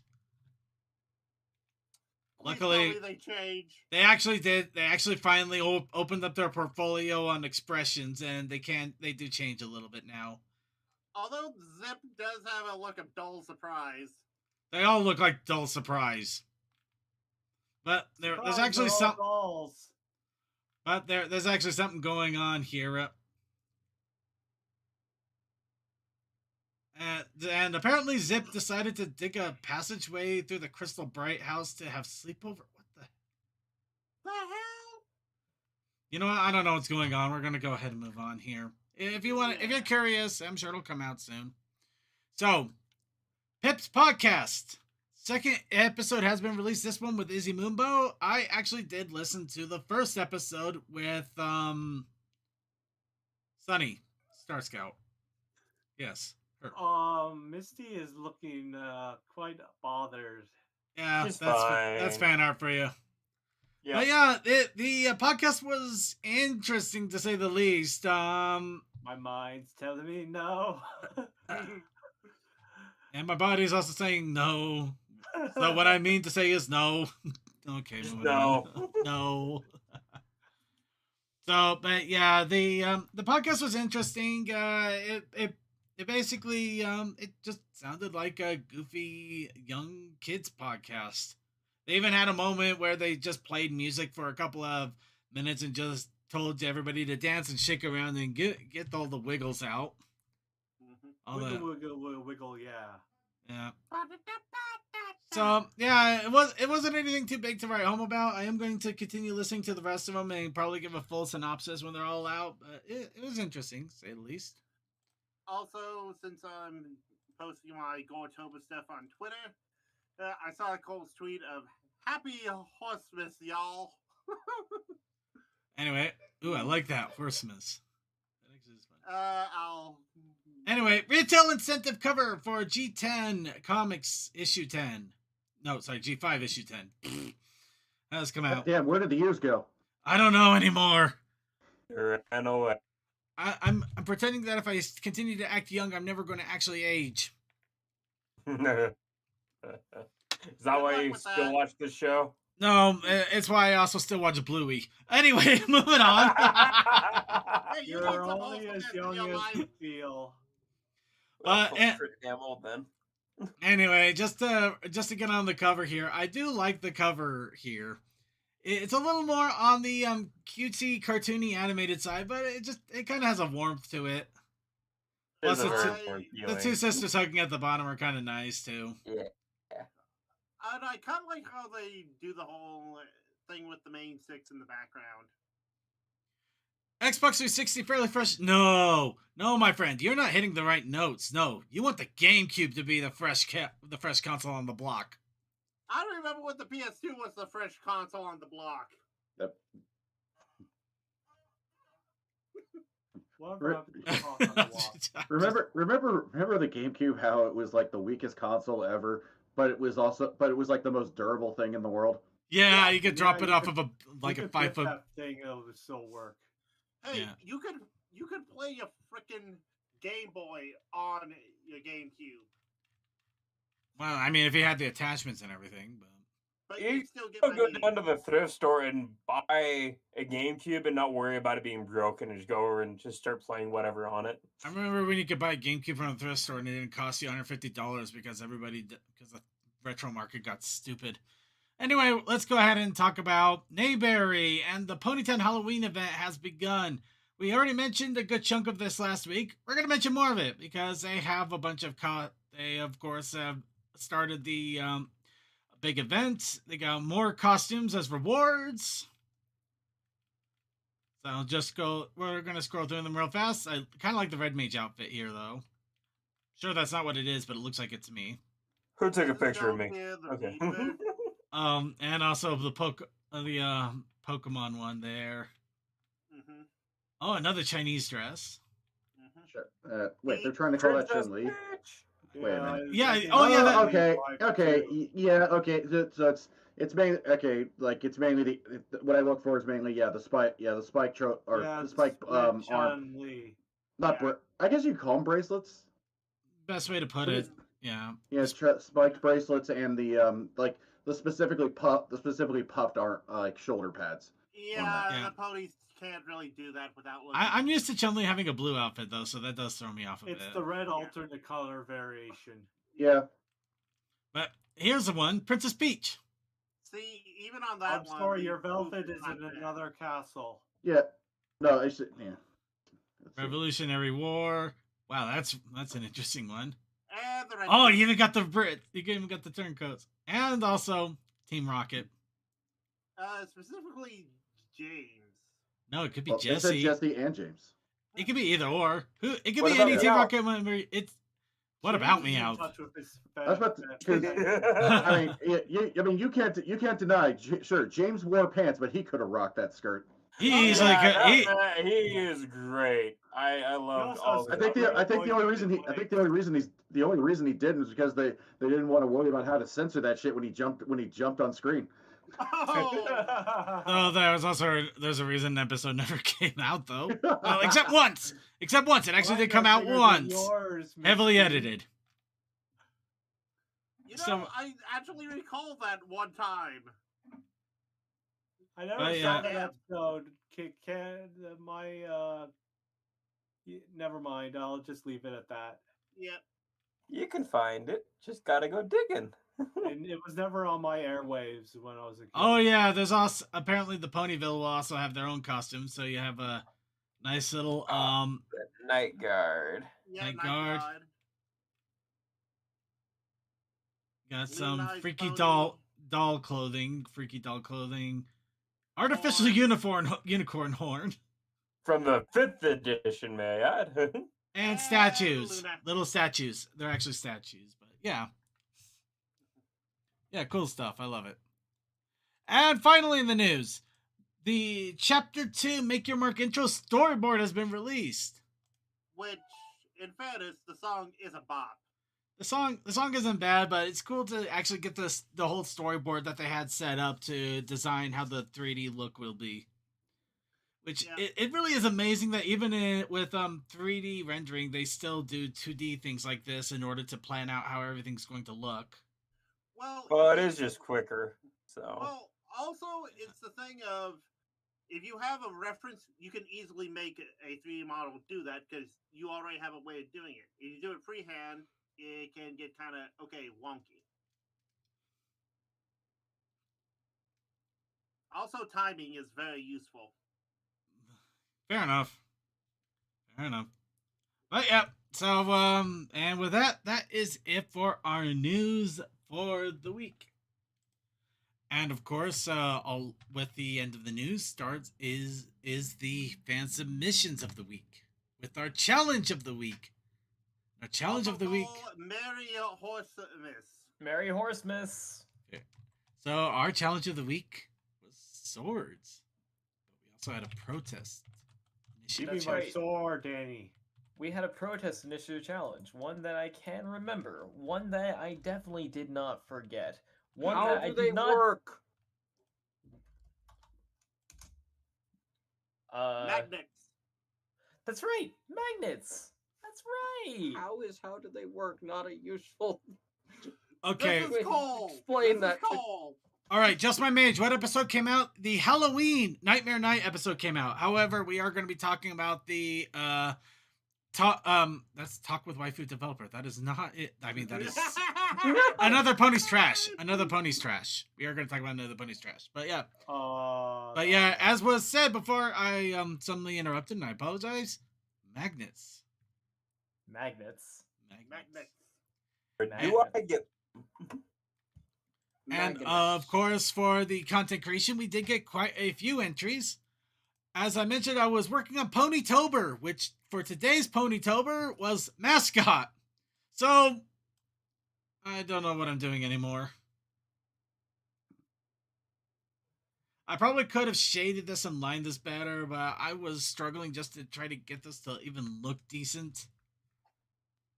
So, I think you did a good job. Yeah. You did fine, second. So, of course, the joke is you have a mascot battle between Rainbow Dash dressed up as a bird, Pinkie Pie dressed up as a wolf thing, and of course, they're fighting each other with swords and magnets. I was going to Hell suggest yeah. a beaver. Who's gonna not win? Both, but okay. Maybe I should have gone with Beaver. That actually would have probably been more under Pinkie's wheelhouse, right? Well, I she can did see go that. as a wolf as a thing. Yeah. But yeah, this one was completely crazy because I actually did draw the outline of the ponies, and then I tried to draw the outline of how the suits would look. And then I realized I made some ponies' heads too fat, and so yeah, it got crazy. Yeah. Sizing is weird, but yeah, to make the clothes correct your level of bagginess, you do have to draw it off the main outline of a pony. Yeah. Yeah, and I'm going to pretend that the suits are also horribly tailored. Well, that can work because they could not have got. It could not be. Rarity would not make these. Rarity would not make these, not just in general, not just because she wouldn't make say, them. "Go away! Enough scary costumes, darling." Yeah. But yes, She won't let you wear anything that's ill-fitting. But yes, we got a few entries here, so let's go ahead and give them all the proper due. We of course have Chaos Akai with Saber Strike. Ooh, Nice little that's sword really one there. nice. Yeah, that is very nice. I like it. Getsukai, you're doing great. Keep it up. This looks really good. Yeah, this does look great. I absolutely love the line work, and the portions are good. I like this short mane and short tail. And he makes swords a lot better than I did. Then again, I think you actually used a reference instead of me using my freaking imagination, which is probably a bad idea. Remember, kids, don't use your imagination. Your imagination sucks. Use other people's imagination for you. Part of the issue is you are green. I understand that. It is hard. I know. I'm being snarky, but yeah. Oh, wait a minute. Green is not a creative color. Thank you. Oh! However, And Chaos. I was gonna think it was more. It's not easy being green. However, not to forget his second work, which he actually ramped it up a bit. Chaos Akai has Saber Strike versus King Sombra. Ooh, That is a nice. beautiful sight. Yeah, the only criticism I have is just on Saber Strike's hoof on the right side there. It kind of looks like it's bending up a bit, like it's broken. Yeah, Unless that's intentional. the front legs feel a little weird, but that's the only That's the only real concern here. Yeah, everything else looks great. That is literally the only thing that I could see that is off immediately. All in This all, is pretty. good artwork. It is very good. I absolutely love it. And of course, we have Toa, who also just suddenly flooded me with his Goretober stuff. Please look at that. Look at that at your own discretion, everybody. It's I try to stay away from full-on gore, but I still do have some blood in some of it. It's mostly a Nice. time situation. Yep. But yeah, Toakoi has a magnetic sword. Nice. I like and it. I made an OC rather quickly because that was done in like an hour. Nice. Why does magnetic sword make me think it has to be a Magisword? Because there already is one, and I said, fuck, I can't do that creatively. Alright. Mighty Magic Swords 1. One day. I've All never right. seen the show. I just saw too much of the commercials. Mm-hmm.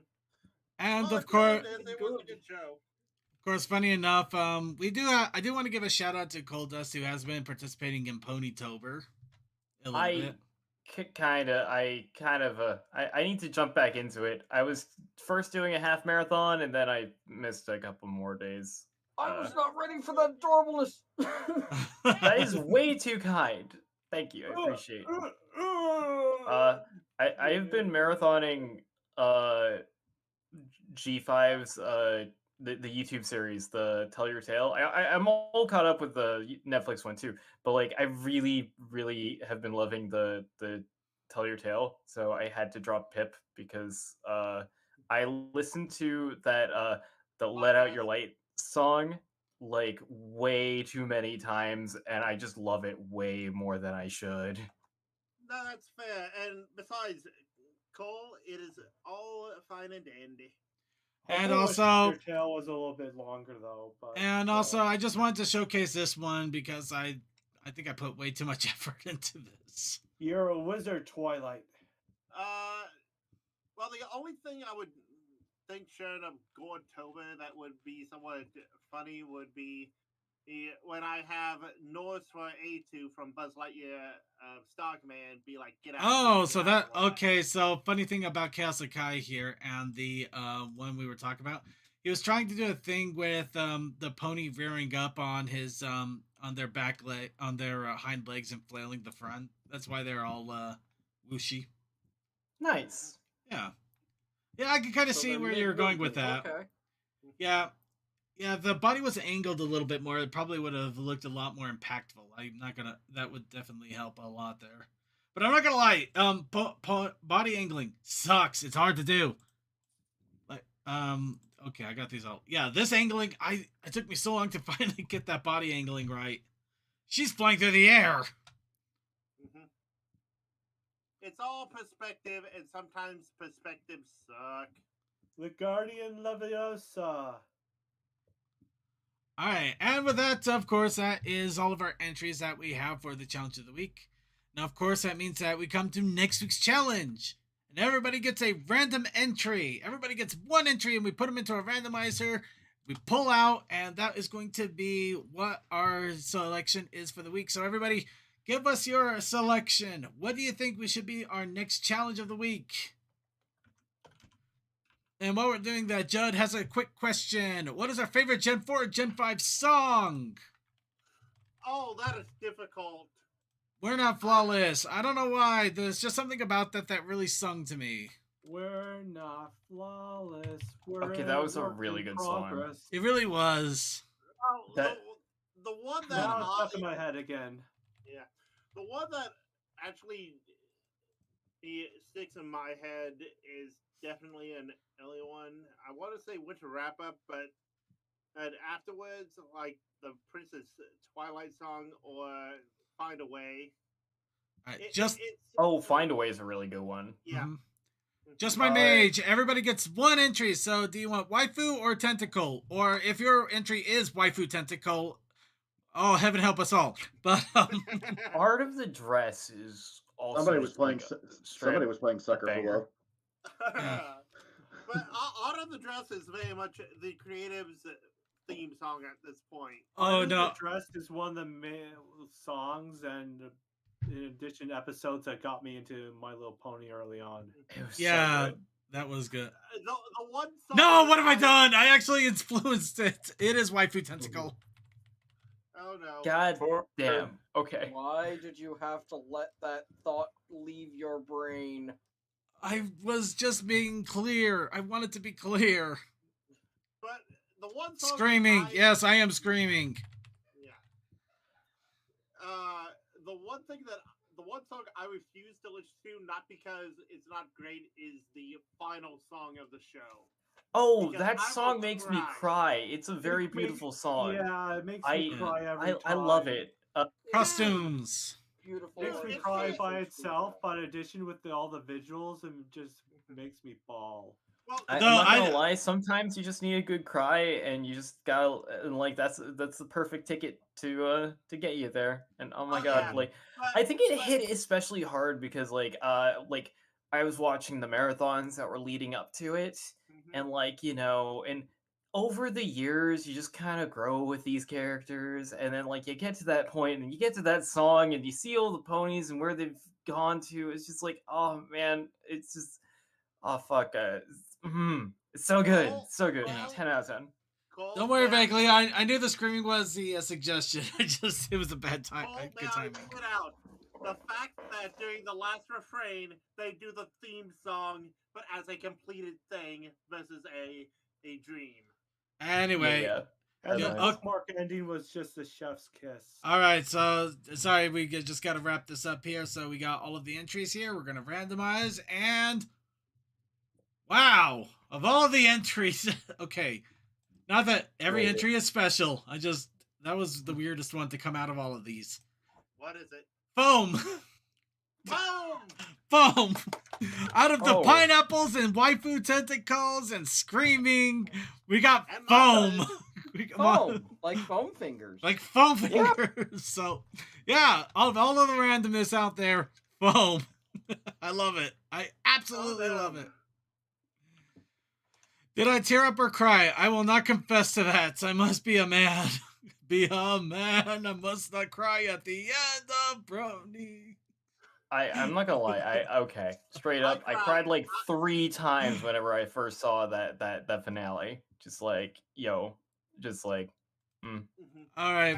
And I also and I cried at cried- the pre-finale thing. The Big Mac in Sugar Sweetie Belle, Sugar yeah, Sugar Belle. Sugar Sorry. Belle.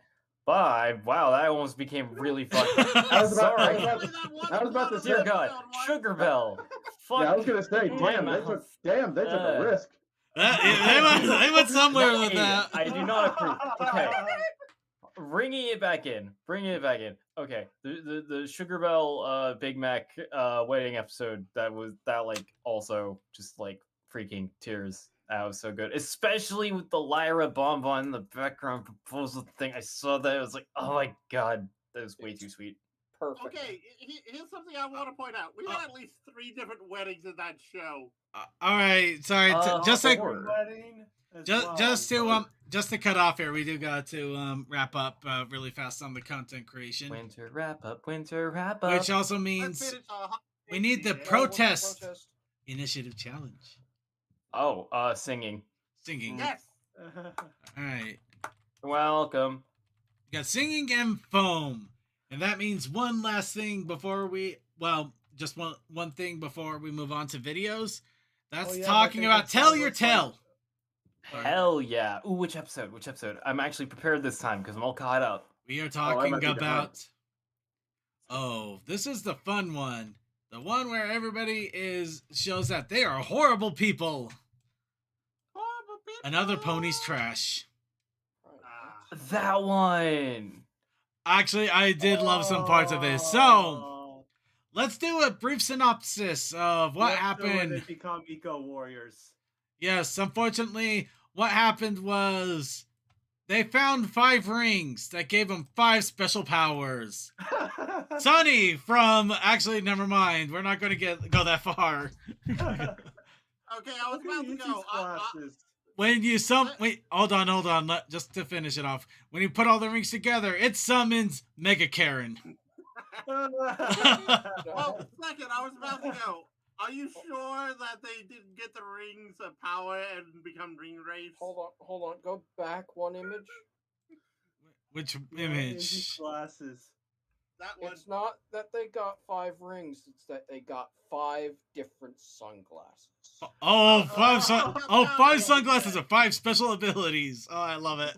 All that swag. All right, so in all honesty, the show. Kids at school to recycle. So the show opens up fun enough with Sunny going out to greet the day, screaming out, "Hello, my neighbors!" And of course, they can't swear in this show, so instead they threw a newspaper at her. Anybody gets a reference, you get 5 points. I thought you were just going to start with morning in Ponyville. Paper. Yeah, but I felt it more fun to reference classic Eddie Murphy. Yes. Anyway, so we get, you know what, that wasn't as funny as I thought it would be. But yeah. Do the funny honey. After Pip realizes that her TikTok it doesn't compare to a bunch of bunny pictures, they of course are realizing that maybe Maritime Bay is no longer as beautiful as it used to be. Mostly because all of the Unicorn and Pegasi are coming over to visit, and they're doing what the typical American tourist always does. Nothing but trash everything around. Also with selfie sticks, and don't watch where they're going. I don't know what the hell is up with that. Though, I gotta admit, this had one of the best jokes ever. And I wish I could... What is there an actual animated of the whole thing? I'm gonna check real fast. I don't know. Because let's see. Oh, yes, there is, kind of. I'm going to have to make sure it's muted. But yeah, this leads to one of my most favorite jokes where it's just like this. There's a problem. This is actually a problem because, we're getting constant complaints about the trash. And you hear Lily complaining. And it actually is Lily complaining. Her name's not Lily. I don't care. I'm trying to ignore her. So I don't forget. Posey actually complained Don't about ignore something her. recorded? It's fun to watch her suffer. Yeah, but yeah, no. She deserves it. Yeah, she does. Posey actually complained about something serious? Who would have guessed? Actually, I'll give her a little bit of credit. The trash was pretty bad, but the literal fact that she came up to the window to complain the exact same ways, that's amazing. I love the joke. Tuck in or point across to him, might as well do it in his face. Well, I also enjoy the fact that they had that gag of look at all these complaints. Character's voice adds complaining. Character's voice adds complaining. Character's voice adds complaining. Character complaining. It really was good. That was one of the best jokes I ever had in the show so far. But moving on. So Sunny doesn't believe him until she decides to finally go out and take a look at the city. And wow, when your city actually makes New York look like it's cleaned up, you got a problem. Seriously, this is bad.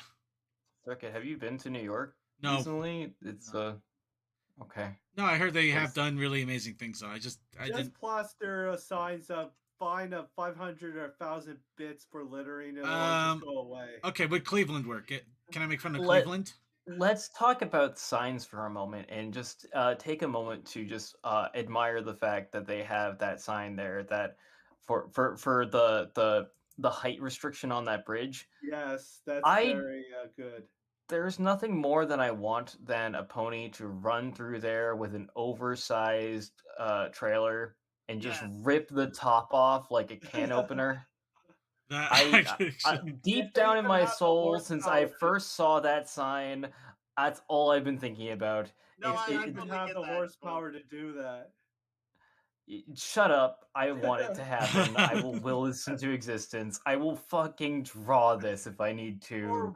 I want it. Or try to get it past underneath the bridge with this magic. All right.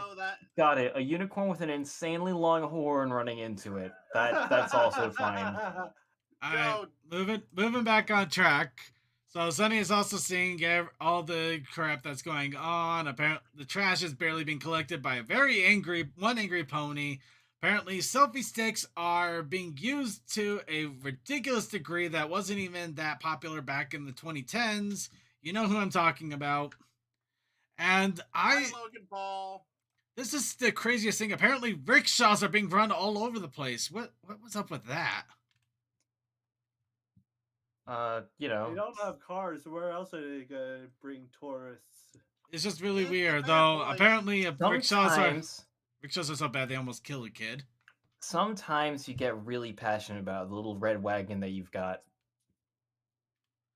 Okay, of course. Okay.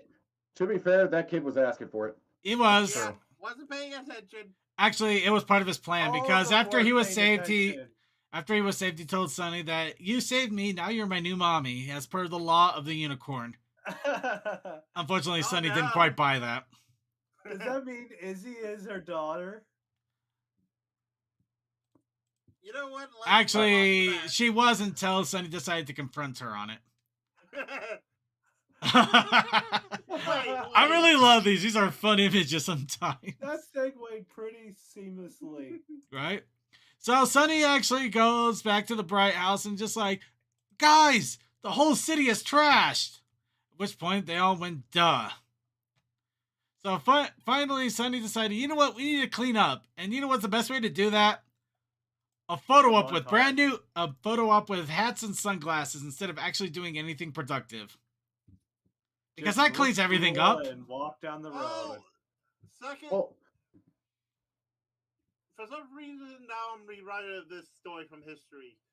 The first major thing that someone was cleaning up a city, basically just all the workers in white, and they basically were just cleaning the city in white outfits to be like, hey, we're cleaning the city. Fair enough. However, I do like that this gives you a better idea of the heights of the different main five compared to each other. Yeah, it's just the tallest, everybody. It's short. It's just the tallest, and is actually slightly taller than Zip. Izzy's almost as tall as Zip. Izzy is almost as tall, and Pip is definitely small. Yep. Well, I have also to draw a line to see if Sunny or Zip is higher. Mm-hmm. Oh, also, you can see the different body types. Yeah, Pip is more pudgy than Zip. Mm-hmm. Yeah. But I also do like the fact they have different body types too, and not everybody's looks uniform. So, oh yeah, Izzy is a bit pudgy too. Credit where credit is due. Also, the bird with the broom just being like, sup. So Sunny decides to do what she does best: tell people what to do. So she assigns everybody to different tasks for cleaning up the city, getting things organized, and trying to make sure people don't kill themselves. Ponies don't kill themselves. Clean this shit up and look cool doing it for the internet memes and pictures. Yeah, unfortunately, it goes as well as you expect because Izzy is completely useless. Unfortunately, Zip dies shortly afterwards. They never found the body. Collecting trash, not cleaning it up. They never found Zip's body. And then the queen declared war on them. And unfortunately, Hitch had completely lost his mind after a while and started beating people with the signs. Pip, perfectly sane. Yeah. So after realizing that nothing is working, they get all frustrated. They realize that it's going to take more than just the five of them throwing signs and trying really, really hard. So yeah, guess what? You actually need to have more than just effort and gumption. You actually need a better plan and manpower. Also, I have to say this: due to that sign, we now can assume Hitch is almost 3.89. So, unfortunately, it looks like their effort did bear fruit because everybody realized what they were doing, and then they decided to run him over. I don't know where the game plan was there. But in all seriousness, they found Pipsqueaks actually talked about the video that went up about how they're trying to get everything clean, and even Karen realizes, you know what, I should actually do something instead of being a whiny little complainy. You get the point. So, of course, Sunny suddenly dons the all-team organizer outfit, and then we start to get winter wrap-up, but with trash now. Oh, dear world, I just literally put... I literally put 2 and 2 together there. I actually did put 2 and 2 together there. That's crazy. Trash and sweep up, trash and sweep up. We're gonna sweep this under the rug. So, they actually get the whole teams together, even using the hats, because everybody likes free hat, right, Retsuki? Free hat. Okay, where's the free pizza? Excuse me, we were told there'd be punch and pie. Well, there isn't any.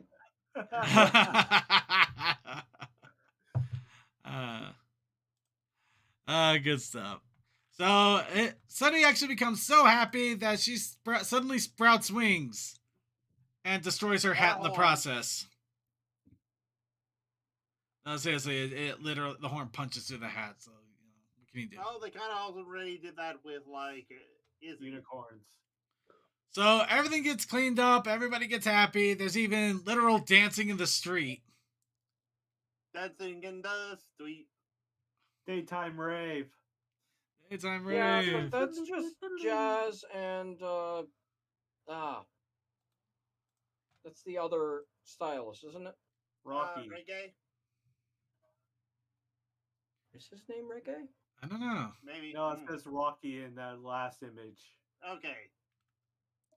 But yeah, overall, every pony learns to work together. They get the whole city cleaned up. It's no longer the city's biggest trash heap.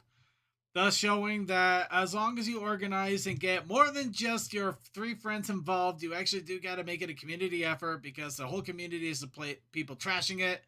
The whole community has to help be part of the solution too, because they're going to continue to be a problem otherwise. Mm-hmm. Yes. You need to RECYC, leave, recycle, CONSRVE, conserve. Don't you PLUT, the pollute the river, sky, or sea, or else you're gonna get what you deserve. Now that I've shown off just how stupid I am, thank you, Rocco's Modern Life. Anybody else have anything to add in regards to this? I knew it sounded familiar. Keep your city clean, or you get the second coming of the plague. Keep your city clean, or you'll be burned. Oh, in fairness, given the episode of Make You Mock we saw, this is why I was like, no, I totally see Hitch being a little bit of a freak outer. I could see that. Hitch just seems to be the person who has to have things under specific control, and if he doesn't, he loses his shit. I must have order. Pick up that litter.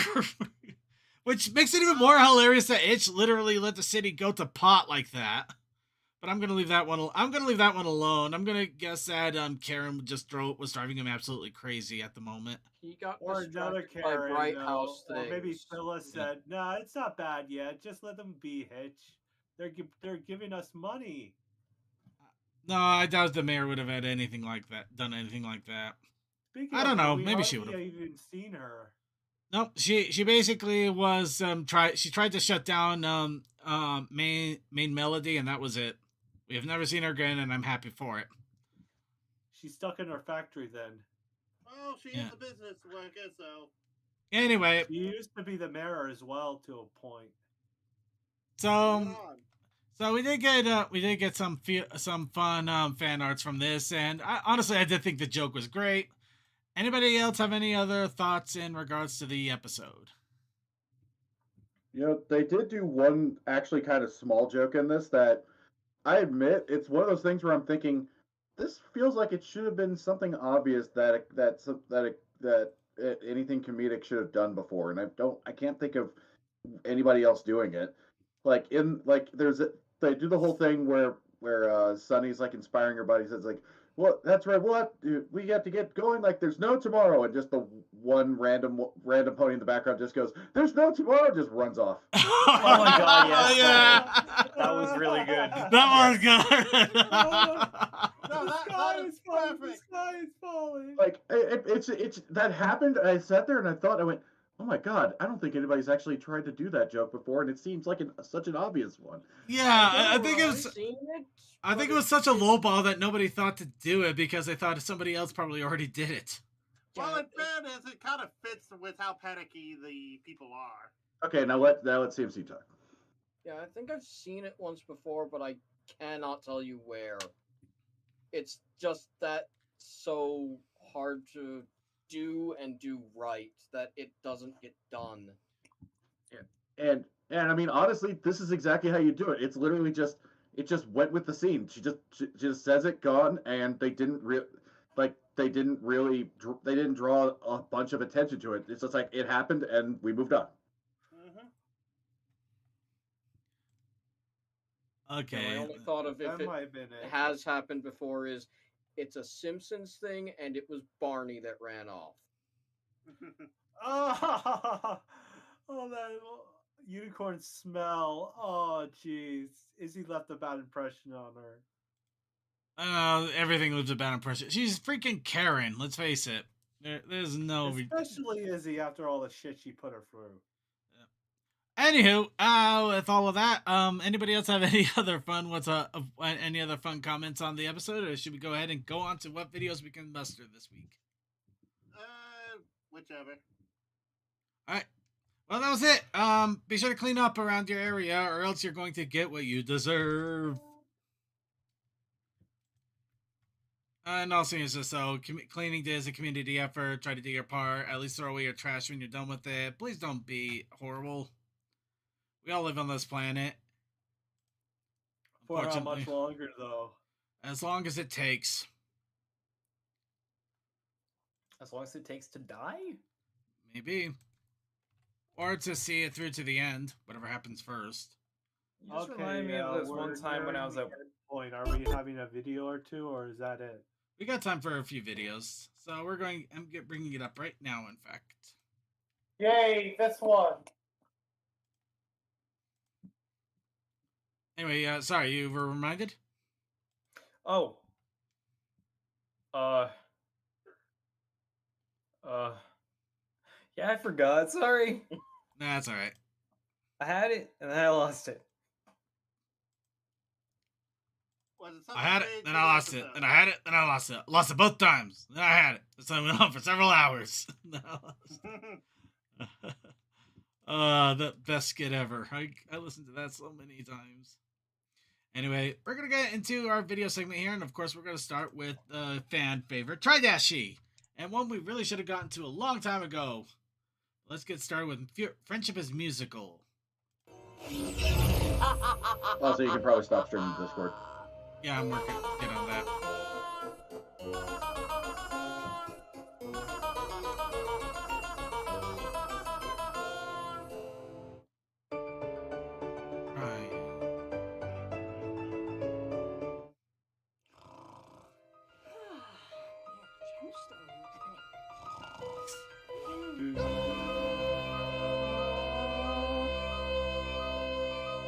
Wow, he can hold that scream. Anybody else want to panic with me? Oh my.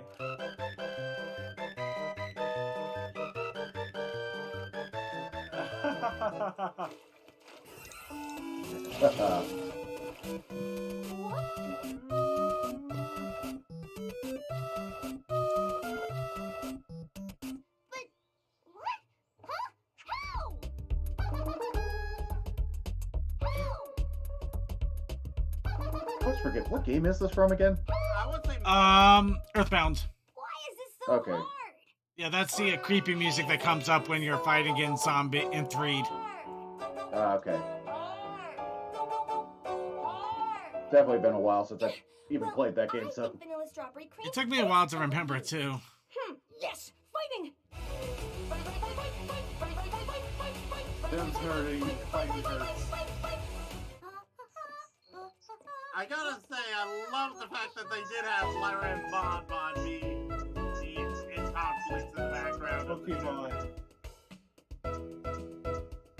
Loosen up a bit. Be positive. Play a few games. Have some fun. Fun. Have some fun. Of course. Have some fun.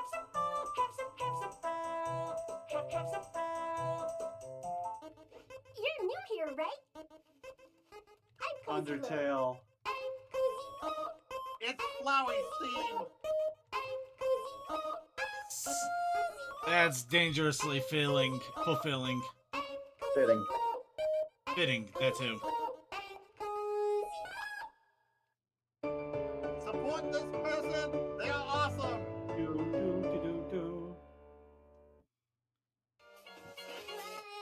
Oh, you Oh, found a my. safe one. The only safe one. Literally, these are so hard to find a safe one to these. It does not surprise me. A lot I've seen are. Let's leave it at that. Oh my god, are we in trouble? Is there a problem, officer? Ma'am, I'm gonna need to see your license and registration. I can show you my license and registration. Ella, please just show him your license. Let me just grab it for you. Ella, please don't do this. Uno, reverse. What? Ella, no! I'm afraid I'm gonna need to see your license and registration. Of course, ma'am. Let me just grab it for you. Ella, please! Uno, reverse, reverse. I'm afraid I'm gonna have to administer your speeding ticket. The equilibrium has been shaken. And ma'am, I'm gonna need to see your ID too. Mine. Yeah, let me grab it. Officer, please, it was me. Leave her out of this. All right. Here you go, officer. I'm afraid I'm gonna need to administer your speeding ticket. Please, ma'am. Good game. Sorry, did I say a speeding ticket? I meant 4. Well played. Where do babies come from? Easy. Oh no! Unsnare a male, steal their love, crack some eggs in a cave, bing bang boom, baby time. Can I have one? Here. Oh! No one wants this one. What is that thing? A mistake.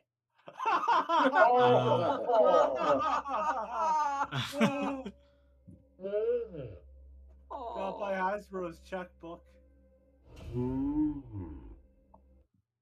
That Horrifying. was scarier than any regular- And Misty's failed attempts.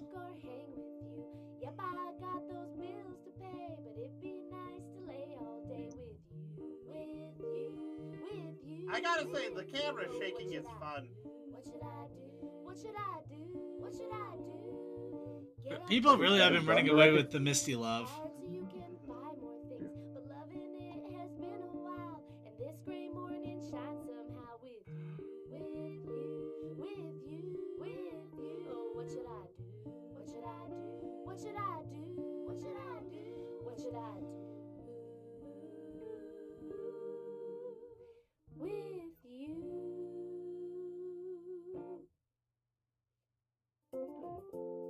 That man needs hugs.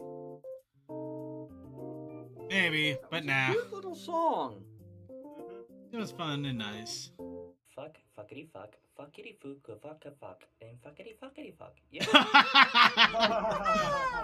Sunny meets Twilight animation.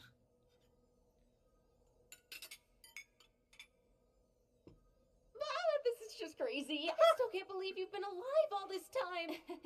Yes. Look pretty good for my age, huh? You can just call me Twilight, dear. Twilight. Could I ask you something? Of course. Ask anything you like. Well, after you disappeared, Equestria fell into disharmony. Why didn't you come back? God, this again. What? Every time one of you ponies finds me, it's the same goddamn thing. Why Oh, did damn, you say Twilight Ponyville? Why said did you you stop like- Sombra when Oh, you came no. back for the 15th time? Where were you when the Fire Nation attacked? Do you have any idea what it was like when I ruled? Boring. Every villain converted, every problem friendship within a half hour. It got so peaceful that we were literally making up fake friendship problems just to not go fucking insane. But you... So I left Equestria to make the world a worse place. You're welcome, by the way. What, so you want things to be this Oh, way? God. There's like pony disharmony now. Good. Well, that's definitely one way to take Yes. the whole Wars. That's gonna shape some interesting lives. How could you be so cruel? Listen, Sunshine, when you get to my age, you'll... Oh, wait. You'll never get to my age, will you? I am sorry about the Wendigos, though. My bad. Wendigos? What Wendigos? Exactly. Whenever there was disharmony in Equestria, Wendigos would show up to wreak havoc, but we hunted them all down for sport in the mid-500s. Those were my ones over there. Oh, yeah, man! didn't think that one through. Really made things dull after they were Wendigon. You're evil! Like, you're actually evil! Well, what were you expecting? I don't know. Some wise old hero or something? Ha! Sunny, you've come to the wrong cave. You've lived too long. Too many seasons. You've become the villain. Seasons? You mean millennium, Sunny Jim. But I can't say millenniums. Hey, what's up with your color scheme? Why is it good colors but with the worst shades? Your neck's too long. You only have one cutie mark. You look like a dog. You're an orphan. Our movie was better than yours. Oh, you want to go meta? We can go meta. Gross! What are you doing?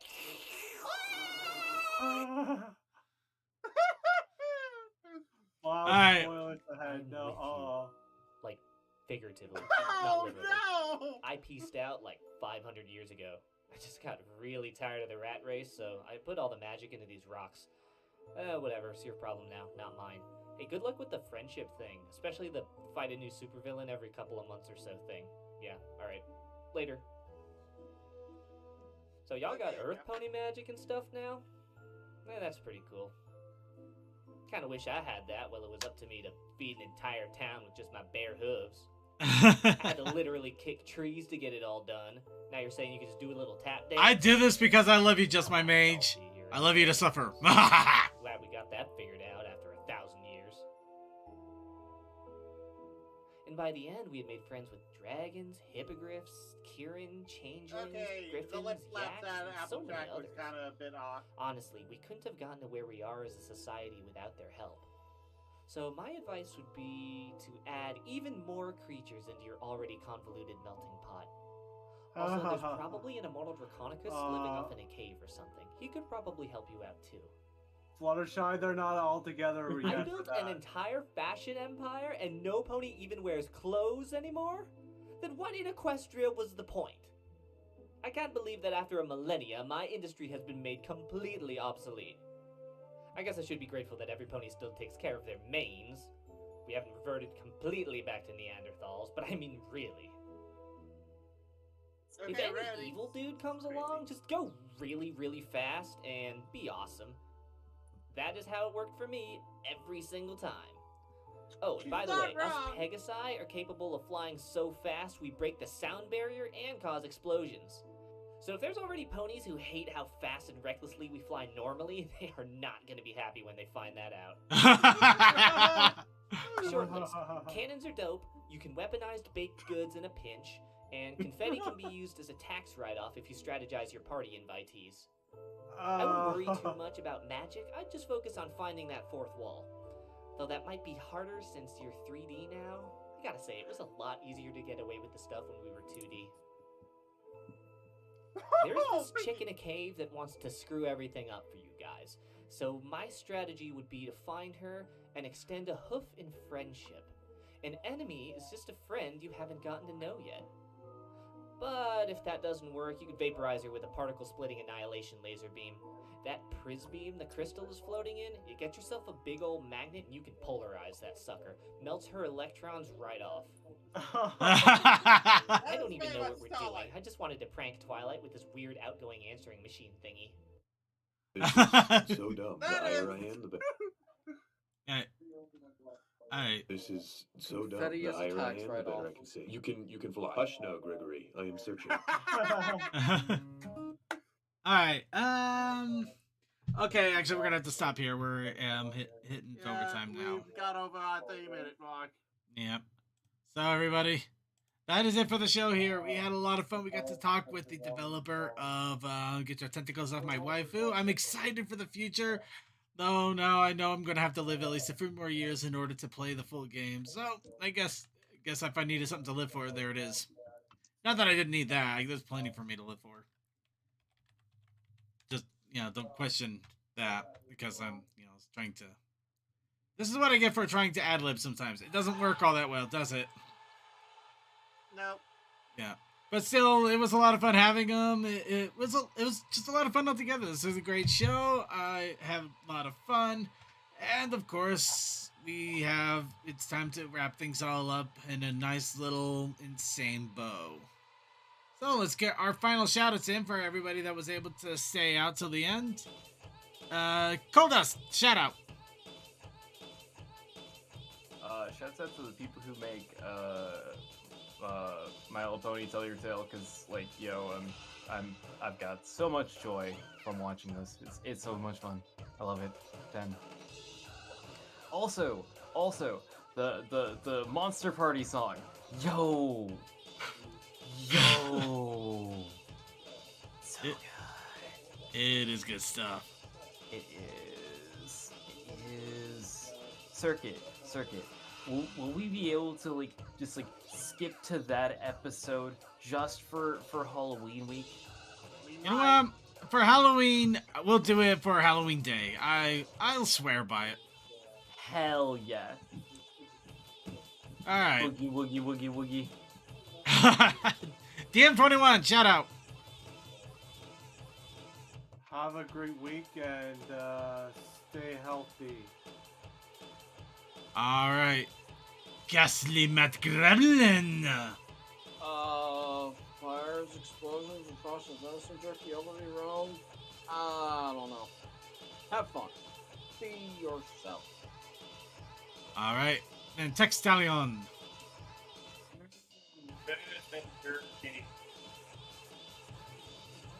All right. And Zombie Toa. Shout out to all the lovely people that have stuck with us. Big shout out to Dirk for coming out and being on interview shouts out to CNC and Command Something for the mods. Thank you to Adrian the Bod Hero, Alexis the Nexus, Alien Gathering, Another TV Viewer, Archfairy Friend, Mandaroot, Dakin Around, DM, Elysian, Emma the Dilemma, William A, 9 Tila, Paul, alright. Sorry, I can't say that name very well. Playman64, Sophia Fox, me, Text Relay, the Valentine Alcatraz, and XYFM. And of course, Text Relay because they are awesome. Alright, and then on to Z Toa. Get out of my spot, Toa Zuki. You know you don't actually have to read it, right? No, but I love doing it. Hang on. No, this. Hang on. No, this. Stop. Hang on.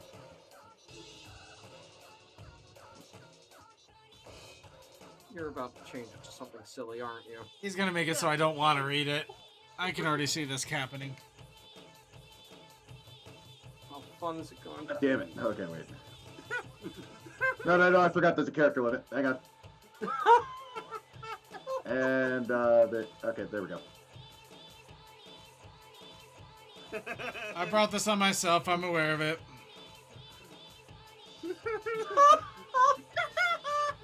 Z, stop. Z, stop reading it all the time, Suki. Okay, Suki of the Taco Ascended. Shout out time. Right. Yeah, go to sleep. Join me tomorrow as I finally check out Conrad Stevenson's Paranormal PI. And heads up, next week, Forewarned is dropping a huge update. Gonna be doing that mostly next week. Sweet. We gotta go back to the mummies. No way. I'm getting the. With a brand new Magi. I'm getting my Phasmo trophies. Thank you. Suki, I'll help you fight the mummies. All right, and with that, thank you all for joining us for another episode of The Brony Show. Please be sure to tune in later this week on Wednesday for Winchester and his Wednesday crew doing Winchester and Wednesday things.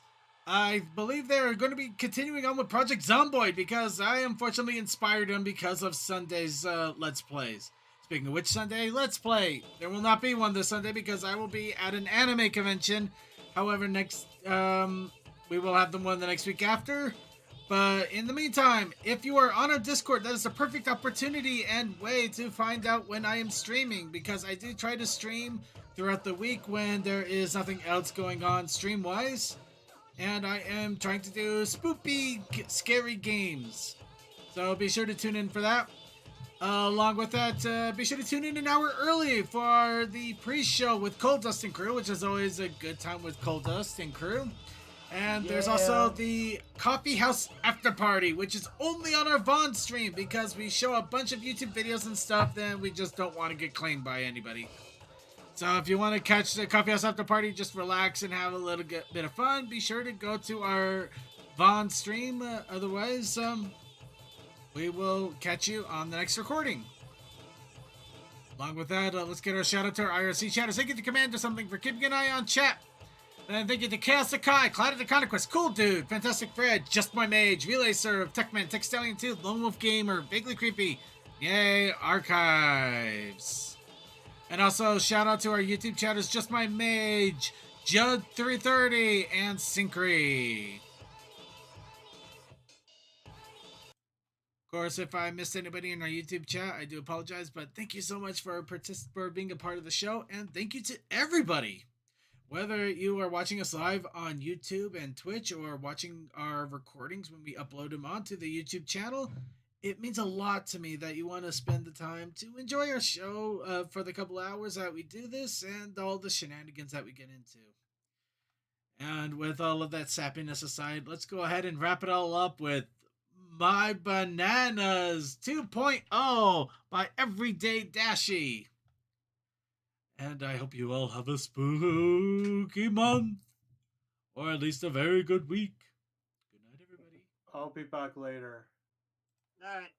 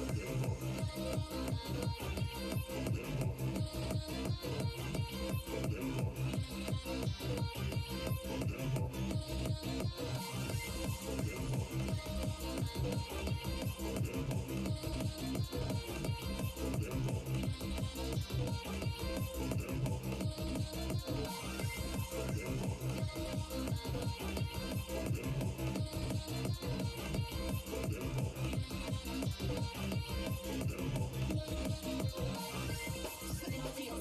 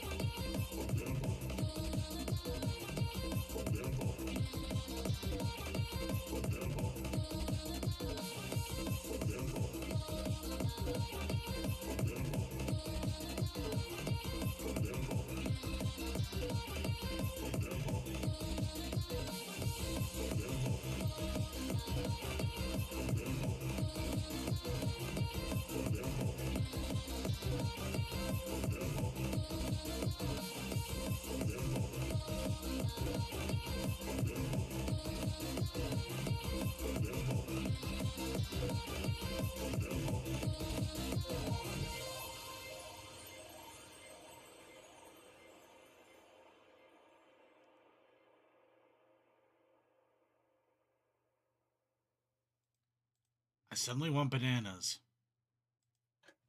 Coffee house after party coming up in just a moment. See you on the Vaughn.